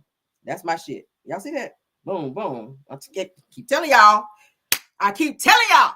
All right? That's why I keep my shit braided up, take it down, hot oil treatment, all of that, okay? Yes, God. All right. Going to get that henna placenta. I already told y'all henna placenta conditioner. Put that shit in your head. Rock it out, baby, and your hair will grow. Keep them ends cut. Don't put too much heat on your hair, and it will grow. All right. Don't let everybody put their hands in your hair and all of that. The braids, yeah. I just want to keep my shit in braids, and it's going right back in 3 weeks. But yeah, that's it. And that is all for our show. Thank you guys so much. Thank y'all for coming over and laughing with me. Please don't forget to like the video, share the video, and subscribe. Says, don't put your hands on my other.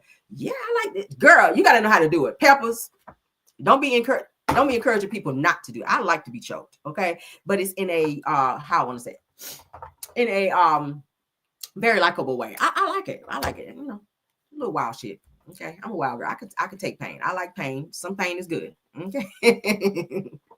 Some pain is good. Take that pain, girl. Ain't gonna hurt you. All right. Some pain is good. Like having a baby. That shit hurt like a mother sucker. Them contractions hurt like a mother sucker. But when that baby come out and you hold it, you don't give a fuck about that pain no more, do you? That's how it be with that. Not that you could go. Should we compare the two like that? I'm just saying. When you're having a baby, because I done had a child, so I know them contractions was fucking me up. But after I had my son, I don't think about, oh my God. And I had C-section too. So I don't think about that shit. I was like, girl, fuck that. I got the baby is here now. Oh my God, he's so handsome, Lord. I don't think about all that shit in the contractions. You don't think about that no more. You just be like, oh, that was for the moment. Okay. So yeah, go here with it. And just a little squeeze like that. Maybe a little more. Yeah, right here. I like that shit right here. And girl, I will do whatever you say when after that go. Girl, you got me, girl. You got me. Okay. Oh, yes, girl. Let me get off here. All right. Ram your motherfucking head into the headboard a little bit too sometimes. Not too hard. Yeah, I'm good. All right. Let's get out of here though. All right. Love y'all. Like the video, share the video, subscribe. Okay. All right. Mean it. Love you guys. Love you down. Somebody's like, oh my God. Yes, girl. Let's go. All right. Bye. Even when you feel low, you can still go. Even when you feel slow, you can still go. Even when there's no hope, you can still go. I never answer to no, man, I still go. Go, go, go, go, go, go, go, go, go, go, go, go, go. Hustle hard, hustle every single day. I'll be making moves till I'm buried in my grave.